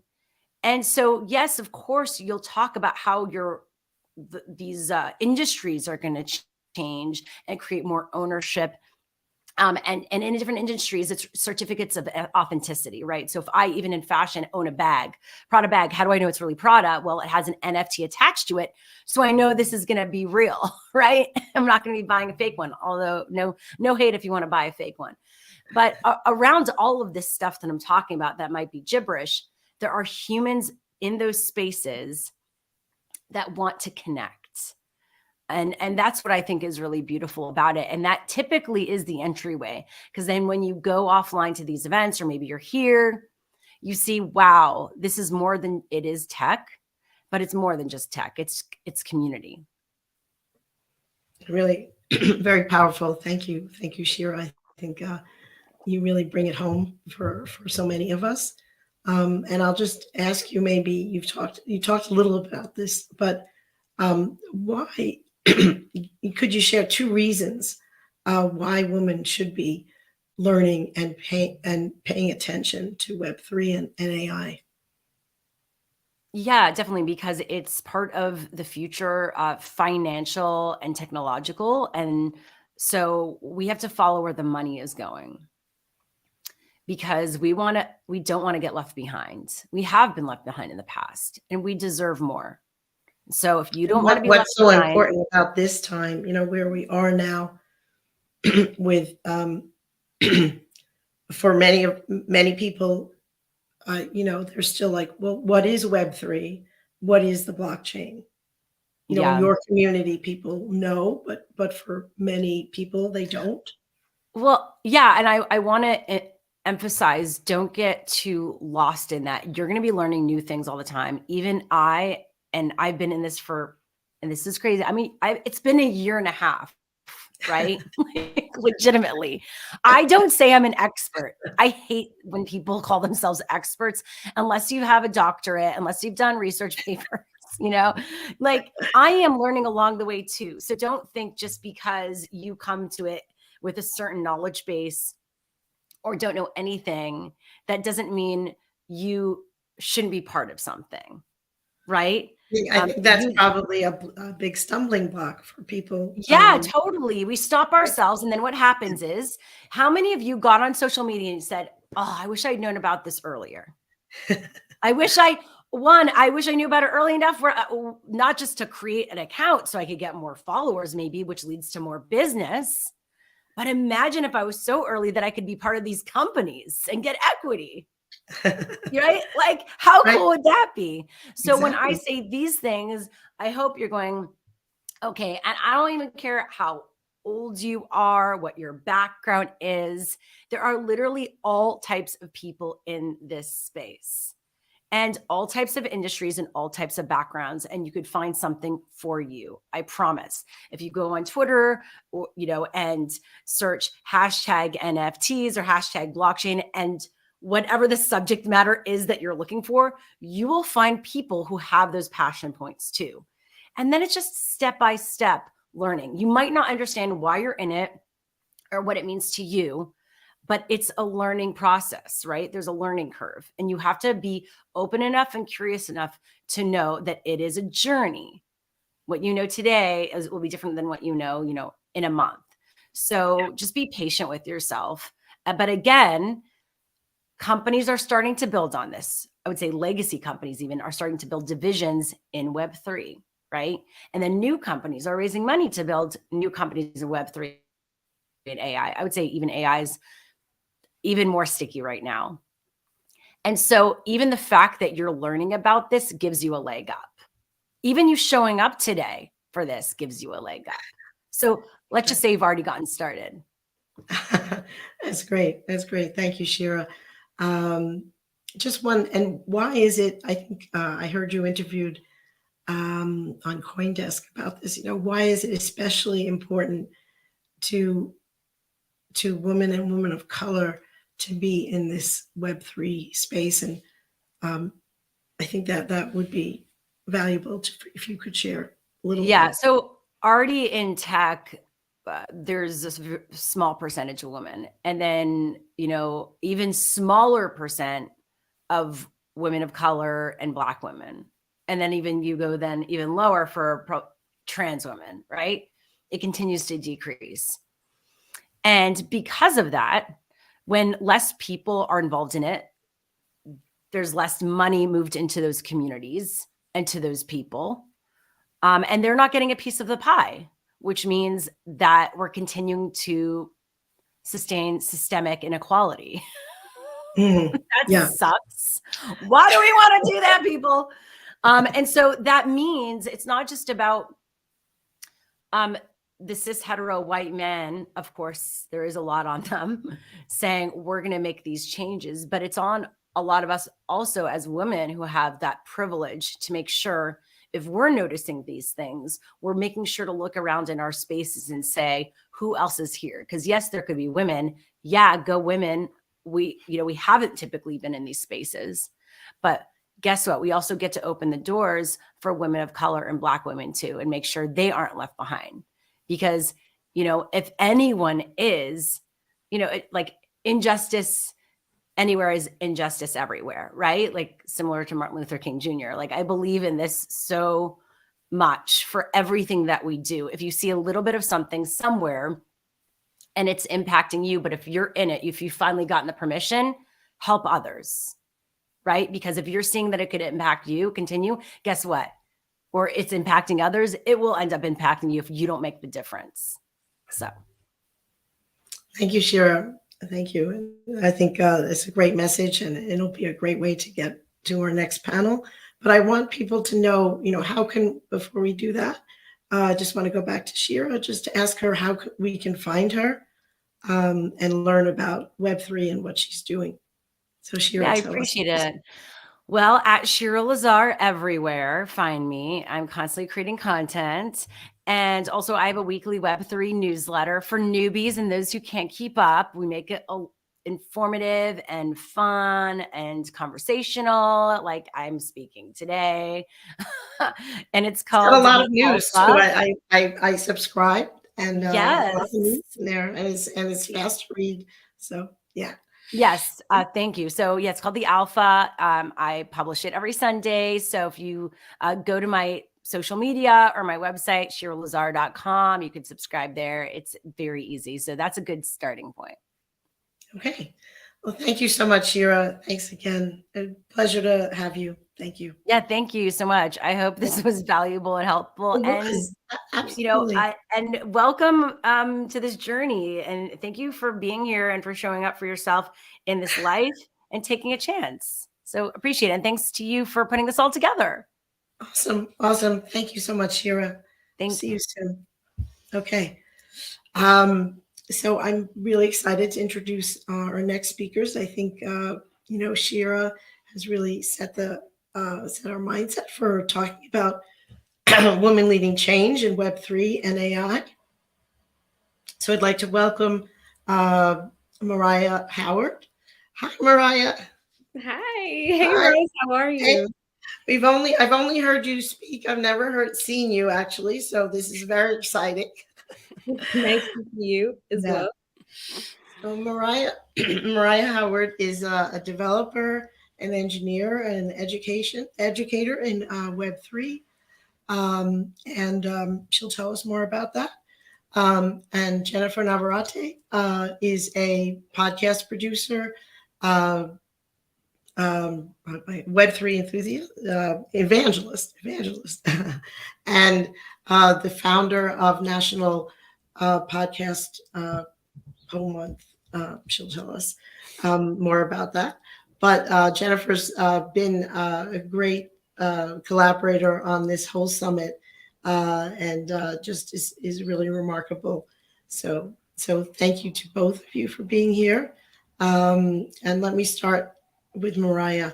Mariah, tell us how you got into Web3 and what you're doing and why is it let's just start there. Sorry.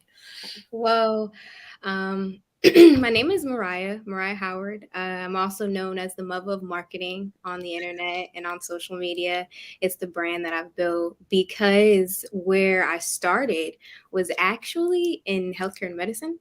I have my bachelor's and my master's in molecular genetics and healthcare administration. And what happened is I actually started to hone in on my hobbies while I was in undergrad and grad school. And then I ended up really learning more about software engineering, graphic design, web development, things of that nature. And I started an agency on the side. And full circle, I had that epiphany that some of us come to when you realize that big pharma may not be your friend, and you need to make a shift or a pivot. And so that pivot was really me honing in and making sure that the communities that I served, I wasn't necessarily helping them in health technically, but more so in equity and finances. So we were healing their pockets. That's what I like to say. So I shifted from wellness to healing pockets of small business owners and making sure that they were eligible for grants and federal contracts and basically scaling. And now we've entered the Web3 space where I was also able to make that super easy, simple transition from going to working with AWS and then understanding a little too much about blockchain technology myself to begin scaling an agency to integrate those frameworks so that our small business owners were able to use that blockchain ledger system, which we call distributed ledger system, within their businesses. So that meant now everything's transparent, everything is permanent, it's immutable, and we can really scale our processes and our procedures. So that's why I entered Web3. That's a little bit more about why I started and what the focus is really is business development and scaling and just showing that there is this economic opportunity, if you will. But I come from technology, and being a software engineer and a Python programmer allows me and has allowed me to find the most unique opportunities in order for us to enter the space as women of color, as transgender, as whatever. It doesn't matter what race, what your economic status is, what your gender is. It's really about how you're using the technology. So that's why I'm here. And that's why I am always supporting you, Rose, and everything that Jennifer does as well. You know, Mariah, you said something that really kind of resonated with me, well, a lot, and Shira did too, and everyone else on the panel, but that transparency, that proof is in the pudding, that is such a beautiful thing with Web3. And I approach Web3 very narrowly. I mean, very narrow. I look at it just as a creator. And yet as a creator, I'm creating things on Twitter, on Facebook, on LinkedIn, on YouTube, on Instagram. And when I take those same actions and transfer it to the blockchain as a creator, I just was so amazed at what was there. And so that transparency, the ability to own your own stuff, the democratization of content, if you will. And that's kind of probably what really intrigues my interest in a lot of ways, is that if we go back to, and Shira was talking about this, remember when social media first came out back in 2005, 6, 7, 8, and I would go to business mixers and people thought, why are you talking about that? That's what the kids, Facebook is for kids. And I could see the business application for it very clearly, but people did not. So folks who, as Shira said, are thinking, gosh, if only I had jumped in those early days when I first heard about it, this is that time. This is that time right now for Web3. And the reason why it's so powerful is because we can own our own content, which is why I like to think of it as a democratization of our content on the blockchain. I agree. I think a lot of times people don't realize that the blockchain is literally just a new iteration of the internet. It's as simple as that. It just means that there was once the .com and now there's an XYZ or a .eth, something like that, right? It's just another iteration of the internet, and now they're just new rules. And these rules mean that you own it and that you actually get to get paid off of what you produce. So I love it. Love it, love it, love it. Me too. I think that's the real power, right? When folks understand what it is and what's possible. I call myself a Web3 evangelist for a reason. Because at first I was like, I don't know, it's kind of scary. I don't know what it means. What does that word mean? How does that work? But I had guides and the wonderful community who welcomed me with open arms. And I think that's the other thing that women may not understand, is that there is a very welcoming community on the blockchain. Of course, like anything else, there's a yin and a yang for stuff, but there is a great place for us as women to be creators and to be developers and to be all the things on the blockchain with ownership and potential for rewards and so much more. Mm-hmm. Thank you. Yeah, authentication. I mean, you name it. But we'll stop. We could go on for. We could go on and on. I'm fine if Jennifer wants to lead this discussion, but Mariah, can you tell us a little bit about how to make this really? And you told me a little bit about that. You may be teaching at a college level on this. How do we make this accessible to people? If somebody says to you, what is the blockchain and why should I care? What would your answer be? Absolutely. So I think, Rose, your most important piece to this question is how we're making it accessible. And that is why I'm here. It's so that we can together work to demystify what has already been precedented. Because for some reason, there's these smoke and mirrors, there's all this jargon, and it's really gatekeeping, if you will, access to what we're able to do. So I would first and always lead you all and anyone who's able to listen to Developer DAO. So this was an organization that I was able to join in, it's going on like 3 or 4 years ago now, right? I know. But that's really a long time when we talk about how long these crypto organizations or blockchain societies, if you will, have been in existence, because it's hard to sustain. That's what we're not talking about. So I would first advise everyone to go to Developer DAO, developerdao.com, and DAO is DAO. Yes, I think I did that right. And we will basically onboard you. And in that onboarding, it's actually helping share some education, but we're very technical. So now you get the programming and the technical language onto really what is going on with the blockchain, why we're working on our own servers, why you want to actually own your data, and who owned it prior to, right? So we work with you on a technical level to make sure that you have a community of developers and other business professionals that can help you make this transition. And more more likely than not, also help you build whatever it is that you need to build. So I would first always go to Developer DAO. It's an incredible resource. I mean, we have tutorials. We have a session called Dev Intel, where we're actually only showcasing the projects and the products of our developers that have built on the blockchain. So yeah, very close-knit family. And we make sure that your answers, like your questions, are answered, because that is the most critical piece to making sure that you have forward movement in this space. We have to make sure that we're filling the gaps. And that's why I am also entering the space of education and taking a position as an instructor. I will be making the announcement soon, I promise. Sneak peek here? I will be in the islands. I will be in Barbados. So I will be teaching in Barbados, and we are basically making sure that these marginalized and our marginalized communities have access to the education. So at first start with Developer DAO, and then two, really literally going to the organizations that have started their own chains that are the most reputable, if you will, or longest standing. So I would highly encourage our community and anyone that is looking for resources to go to Ethereum Foundation themselves.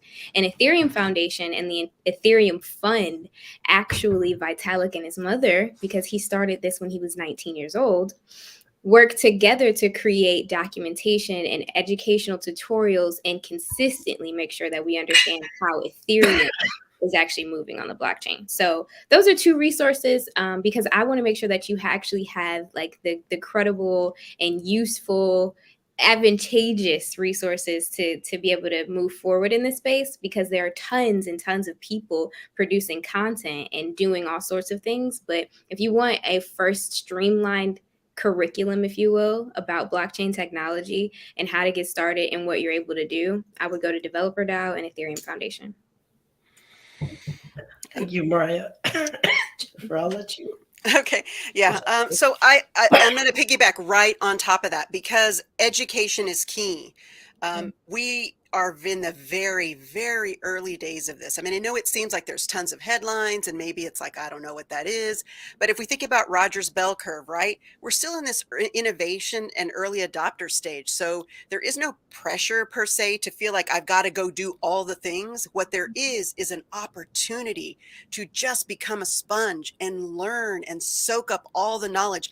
Go find the guides, go find the people that are speaking plainly, because a lot of times if you see a lot of the spaces or a lot of the videos or you're reading articles, it can feel overwhelming and you're like, whoa, I don't know what that means. And yet maybe you'll find someone who you're like, oh, I understand a third of what that person understands, and they're kind of compelling. Everyone has a different spice and flavor. And so go to the places where when you're listening to someone or you're reading an article or you're watching a video where it resonates with you, you may not understand all the terminology, you may not understand exactly what it means, but if there's a hint where you're like, I think I'm willing to stick it out and learn here, start there. So find the people that are your spice and flavor, that speak plainly, and then ask them, who are the other people like you that are educating? Again, you're in sponge mode. You're not taking any action except the action itself of soaking up knowledge, because we are so very early. And a lot of the stuff that Mariah is doing, that Shira is doing, that I myself am doing, is really to be the guides to others. I was lucky to have a guide. I had a really good friend who approached me and said, hey, I've been doing this thing for a couple of years. You want to take a look? And I thought, oh, and what I realized after he was showing me what he was doing, he was writing content on the blockchain, was that I had tried that 3 years previous. I had started in August of 2017, but it was scary and I didn't know what it meant, and it was lonely and there was no one there to guide me. And it was still new as being a creator on the blockchain. So we move now to where we are 5 years later, and I've been doing this now for a couple years actively. And my goal is to be the guide to others, and for them to be the guide to others, and for them to be the guide to others. Because the way that we're all going to really embrace the power that Web3 and AI has to offer us is by being willing to go ahead and jump into it, even though we don't know the answers. Because the reality is, why is this a great time for women to jump into Web3 and AI? Because it's new for everybody, not just for women. It's new for all of us. We're all learning and innovating and figuring it out as we go. So we're not behind. We're on time. And we're at a level where we can really blaze those trails, and not just for ourselves, but for the folks who will come after. And I think that's the real powerful piece of where we find ourselves in this moment in time. Yeah, because literally, Jennifer, it's a new way of life. And that's a part of what I have been having to do in the layers of education and planning and strategizing, is really helping people understand that this is a paradigm shift that's happening. And it's a new way of life that means, even in terms of regulation, right? So I'm just so honored to hear you say that you want people to sit and learn before they actually take any true actionable takes on the blockchain, because what people also aren't sharing and educating to our audiences is that anything you do on the blockchain is a taxable event. These things called minting, these things called staking, these things called trading, everything that you do on the blockchain in that production is a taxable event because it's transactional. Because what we're not always addressing is the fact that Web3, AI, the blockchain, it does include cryptocurrency. And this is a finance integration, if you will. So it's so critically important that you take your time, you take your sweet time as you learn more about Web3 and the different levels of cryptocurrency and the different layers of the blockchain and everything in between, because even what you do here is also taxable. And we're still in the early stages of regulation as well. So literally just learn. And yeah, the laws haven't all been written yet, though, because it's developing. I mean, it's happening at such a fast pace for all of us, including taxing entities and governments and us as human beings on planet Earth, that it's just that innovation stage, right, where things are happening quickly. But that doesn't mean that you have to have that feel like you have to rush into it. Learn. There's plenty of time. Take action when you feel comfortable. And I would baby step into stuff. Like, don't feel like I've got to do all the things. I've got to do DeFi. I've got to do NFTs. I've got to, create this. No, do the one thing, like whatever it is you like to do now. Because again, I approach it very narrowly as a creator. I like to tweet. I like to blog. So when I started creating content on the blockchain, guess what? I microblogged and I blogged because that's where I felt really comfortable. Now, couple years of being active on it, I do it all. I podcast, I do video, I live stream, I create do photos. So all the same stuff that I do on places like YouTube and Instagram and Facebook and Twitter, all that stuff, I do it on the blockchain too. I love straddling the world of Web 2 and Web 3, being able to get the best of both worlds and not forget or orphan or abandon my community and the wonderful, wonderful folks that I've met on, Web 2 social. But now I'm just growing a new global base. And Mariah, I'd really like to kind of dive into that, because the global opportunity for blockchain for Web 3 is equal no matter where you live on planet Earth. Mariah said that it's a taxable event, but it depends on what country you're in, right? On what that means for you. But for whatever earnings that we make or anything of reward that we get on a blockchain, and there's a lot of blockchains out there, it's the same value for me here as it is for someone in Uganda, as it is for someone in South America, as it is for someone in Asia, as it is for someone in the UK. That value is the same. It's not dependent on where you live. It's dependent on the blockchain itself and the value of that currency. And I feel like there's a real democratization of currency, of value that's global. And a lot of the folks that are global, that are creating content on the blockchain, are doing so on their mobile phone. Jennifer, you could not be more right. So yes, there are tons of chains and they are global, but this expansion that you're talking about, Jennifer, is happening at rapid and warp speed. Right now, I have a colleague and peer who is in Dubai, right? And the development in Dubai was assumed to just have been cryptocurrency, stable coins, and gaming per se, right? Mm-hmm. But what's actually happening is that this entire ecosystem within Saudi Arabia starting is actually understanding how to tokenize real estate. And I don't know if you're already understanding of Dubai's headway and the space that they've already made in terms of real estate advancement, sustainability, the infrastructure, I mean, you name it. So to then be able to integrate Web3, blockchain technology, AI into that entire development plan and streamline an enterprise, if you will, to now allow the public across all borders to be investors and compensated is just globalizing. So from a global standpoint, I think we haven't even been able to fathom what's actually going to happen in the capabilities, because blockchain technology, as it speaks to payments and finance, hasn't fully been developed, as we both know, right? So there's a thing and there's a use case of a lightning practice, right, where you're able to transfer Bitcoin without any internet, without any seeming of a data network, if you will, that sort of thing. The only thing that you really need is the Lightning Network. And that allows you now to be able to transfer funds. So when these things are scaled, when these small use cases of applications of the blockchain technology are scaled that have started in marginalized communities that did not have economic access, we get to be a part of a global industrial revolutionary movement. And I'm just so glad to be here because we're watching it every day. I'm always and constantly reporting more, I wouldn't say news. I just like to really share information or updates, because we all know that the news is opinionated, and I like to stay bipartisan. So we we keep things peaceful as Switzerland. But I know that it's important that our communities within the United States and anyone that is following me is also understanding of what's happening globally. And the global politics of Web3 and AI is critically important for women to be involved in. So the reason why I say this is because I also had the pleasure and honor of hosting an event in Davos, Switzerland for and during the World Economic Forum. And that was where we only addressed the wealth gap and how we could actually utilize technology to compensate and create these. We could go on. There's so much, but we could create basically a global economy, if you will, to really help advance those in need. And I was able to connect with Sandy Carter, who's the senior vice president of Unstoppable Domains, and she actually spoke with us along with Kevin Imani, who is the founder of Near Kenya.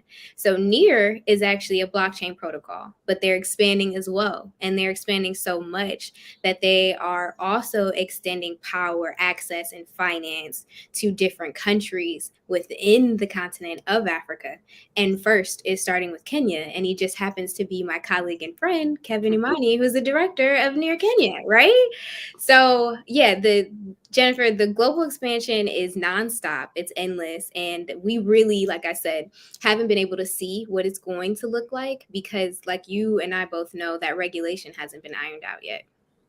Yeah, so true. So speaking back to the global piece, I think the really beautiful thing is that in areas like, let's just take Ukraine, for example, we had speakers in the first global panel talking about that. When everything went down and they couldn't access their money in the banks, what they could access was their cryptocurrency if they had some.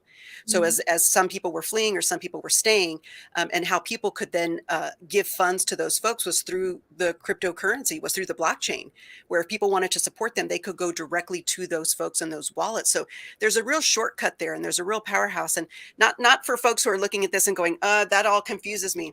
Here's the real deal, right? Here's the real talk that Mariah and I and others who are women in this space will share with you, is that now is the time to learn.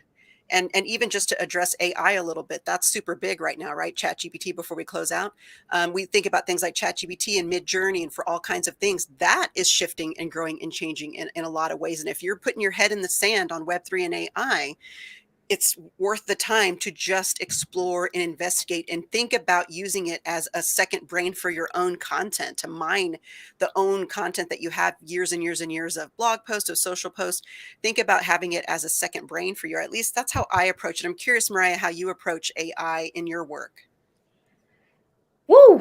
I love AI. I had to basically make a broadcast post the other day to say that I genuinely, truly love technology. I just ask that the public use it responsibly. That's all I ask. That's the only thing I ask.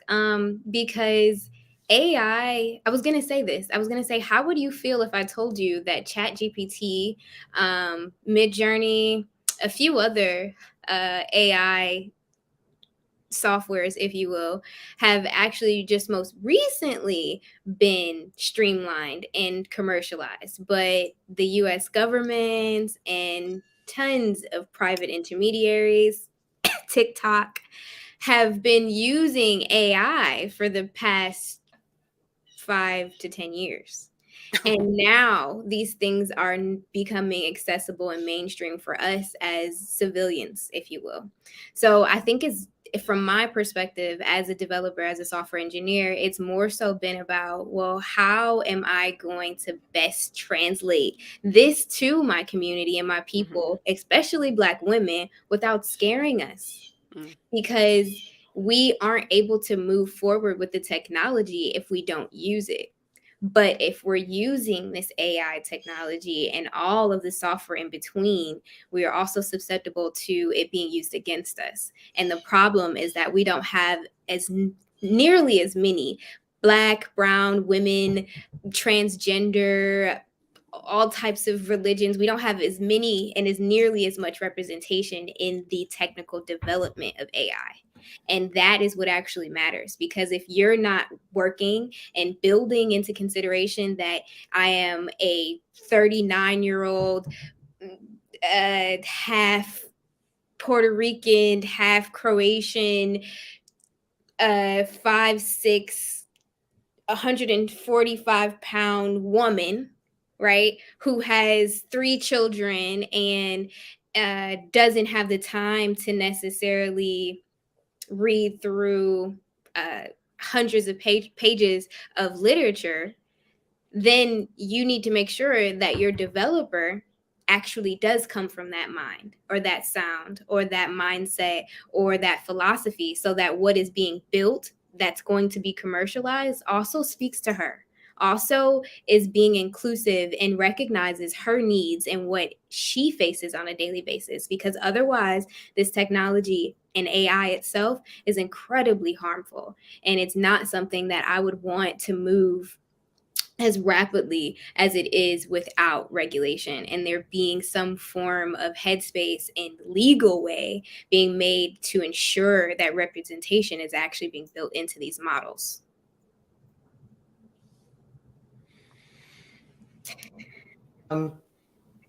Excuse me. What are some ways that we can ensure that women's voices and women of color are included? Because right now in the tech world, there's such a small percentage of women who are, there's a bigger, and the hierarchy is all lopsided, right? The women who are in tech tend to be more at lower level, and it's very hard to rise to the senior level.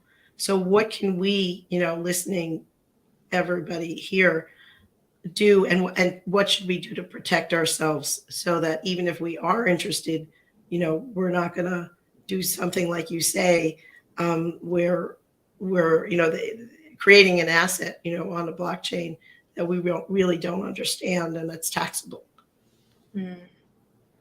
A complicated question maybe, but Jennifer?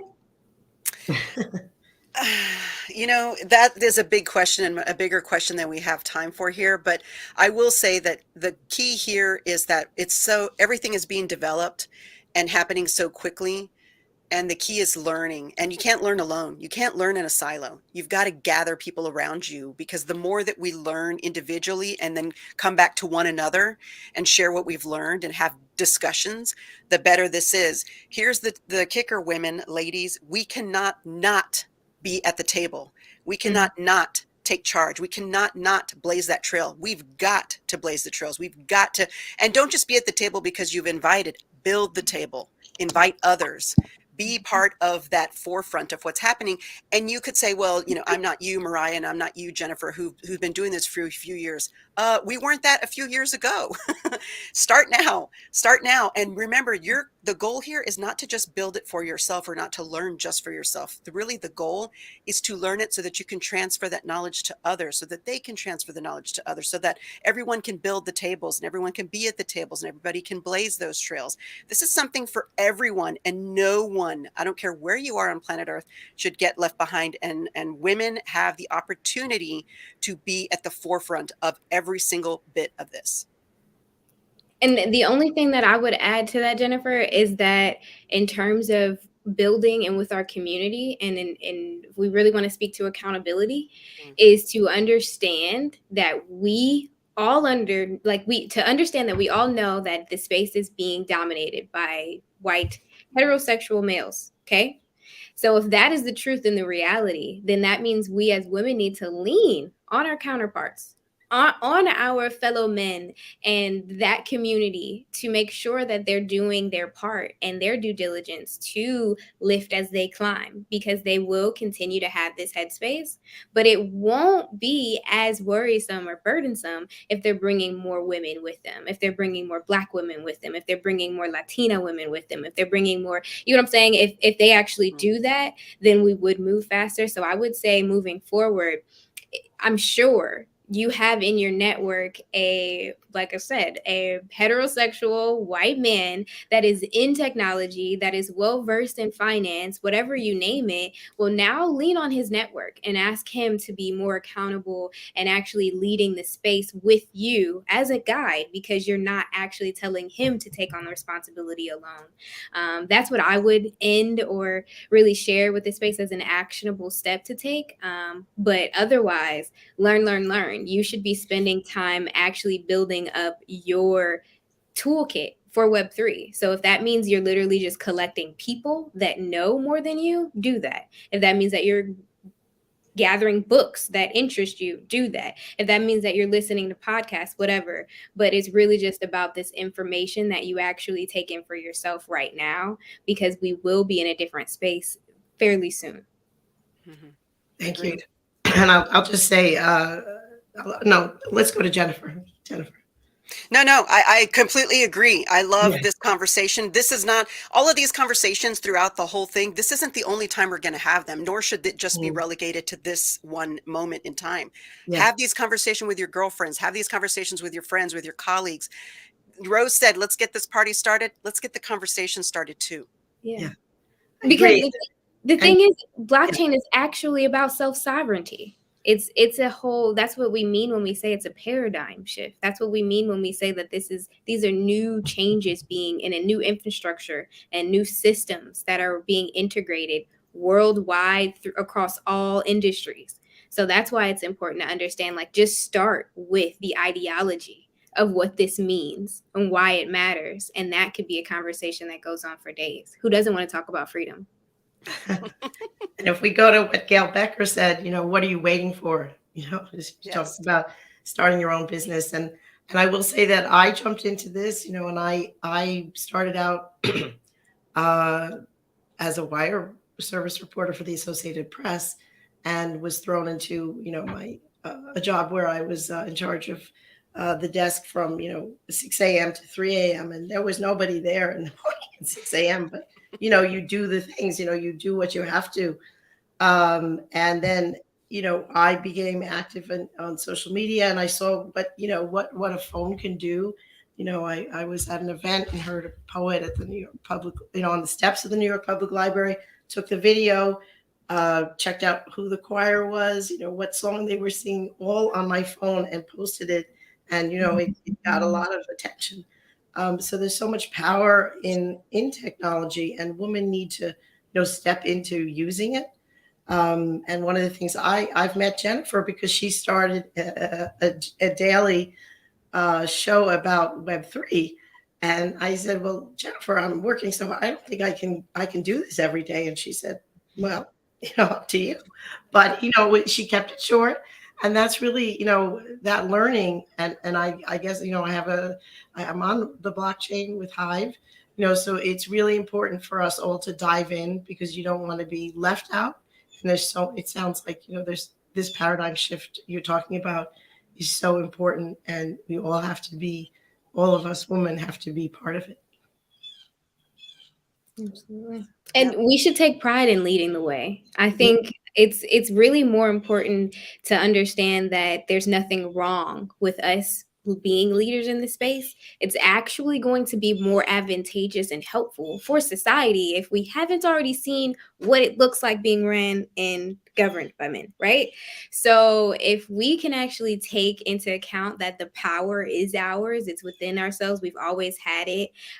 We've always been a part of these teams. We've always been more than capable of producing, scalable infrastructure, right? Because the thing is, Web3 is expansive. It is big. So you're one little part, just how Rose just said, like that post going viral. Hey, well, imagine the blockchain being able to see that, this is where we're hosting it. You get what I'm saying? So it's literally that powerful. So, and that's why it's so important that women, especially now, don't use this as a time to say, I'll wait. You don't use this as a time to say that I need to know more before I do more. This is not that time period. This is a time period where you openly say, hey, I come from this background. I'm interested in this, and this is why I'm in Web3. Can you help me? Or how can I help you? Or how can we help each other? Because this is so new. So I think that is really my take home, is making sure that if I am able to be on screen, on stage, in a conversation such as this with beautifully brilliant, exceptional women like Rose and Jennifer, that I'm doing that because it means that much. And it's just that simple. Thank you so much, Mariah. Jennifer, some closing thoughts and tips for women to embrace this new world. This is an open invitation. Mariah and I, and even Rose, we're in the space. You have questions? Reach out to us. Get started with your learning. We're here. We are here. And we're not the only ones. It may seem like we're the only ones. We're not. There are a lot of dynamic women who are leading the charge in Web3. Are we the minority in that group? Sure. But why don't you join us? We're inviting you to be part of this. Okay. Thank you so much. It was just such a pleasure to talk to you and an honor. I will be seeing you on Web3. Bye. Thank you. Okay. Well, we got the party started. I hope everyone enjoyed this. I'm really thankful for everybody who joined in to listen, and our credible speakers. Just 11 amazing women joined me for this. So I'm just thrilled for the event, and I hope that it might be a model for women to follow summits on different topics. And I just want to say I could not have put this show together without the help of my incredible producers, Jennifer Navarrete, who helped me along the way throughout as an event producer, and Stefan Kaplan, who has been the producer for all of my shows from July 2021. So thank you. I couldn't do this without you. And I also want to thank my sponsor for today, which is 10th Avenue Holdings, and the partner, Gregariously, who is the head of Zealous One. Check them out. And what else do I want to say? What I want to say is that I'm going to, I also want to give a shout out to a company, startup called Digimentors, that was founded by Andrew Lee and Sri Srinivasan. I did like 400 shows during the pandemic with them, producing. And a shout out to Carol King, a journalist and radio producer who has been really helpful in helping amplify this. So I want to say, as we head into Women's History Month, let's amplify Women to Follow every day. And hope you're following me on all platforms for updates. And if you go to my website, I'm happy to announce that I am starting a Women to Follow newsletter. And there's a link to sign up. So thank you. And we will have a Q&A session for those who registered. And I hope my voice will be better. Excuse me, by then. So Thank you. And goodbye. Have a great day.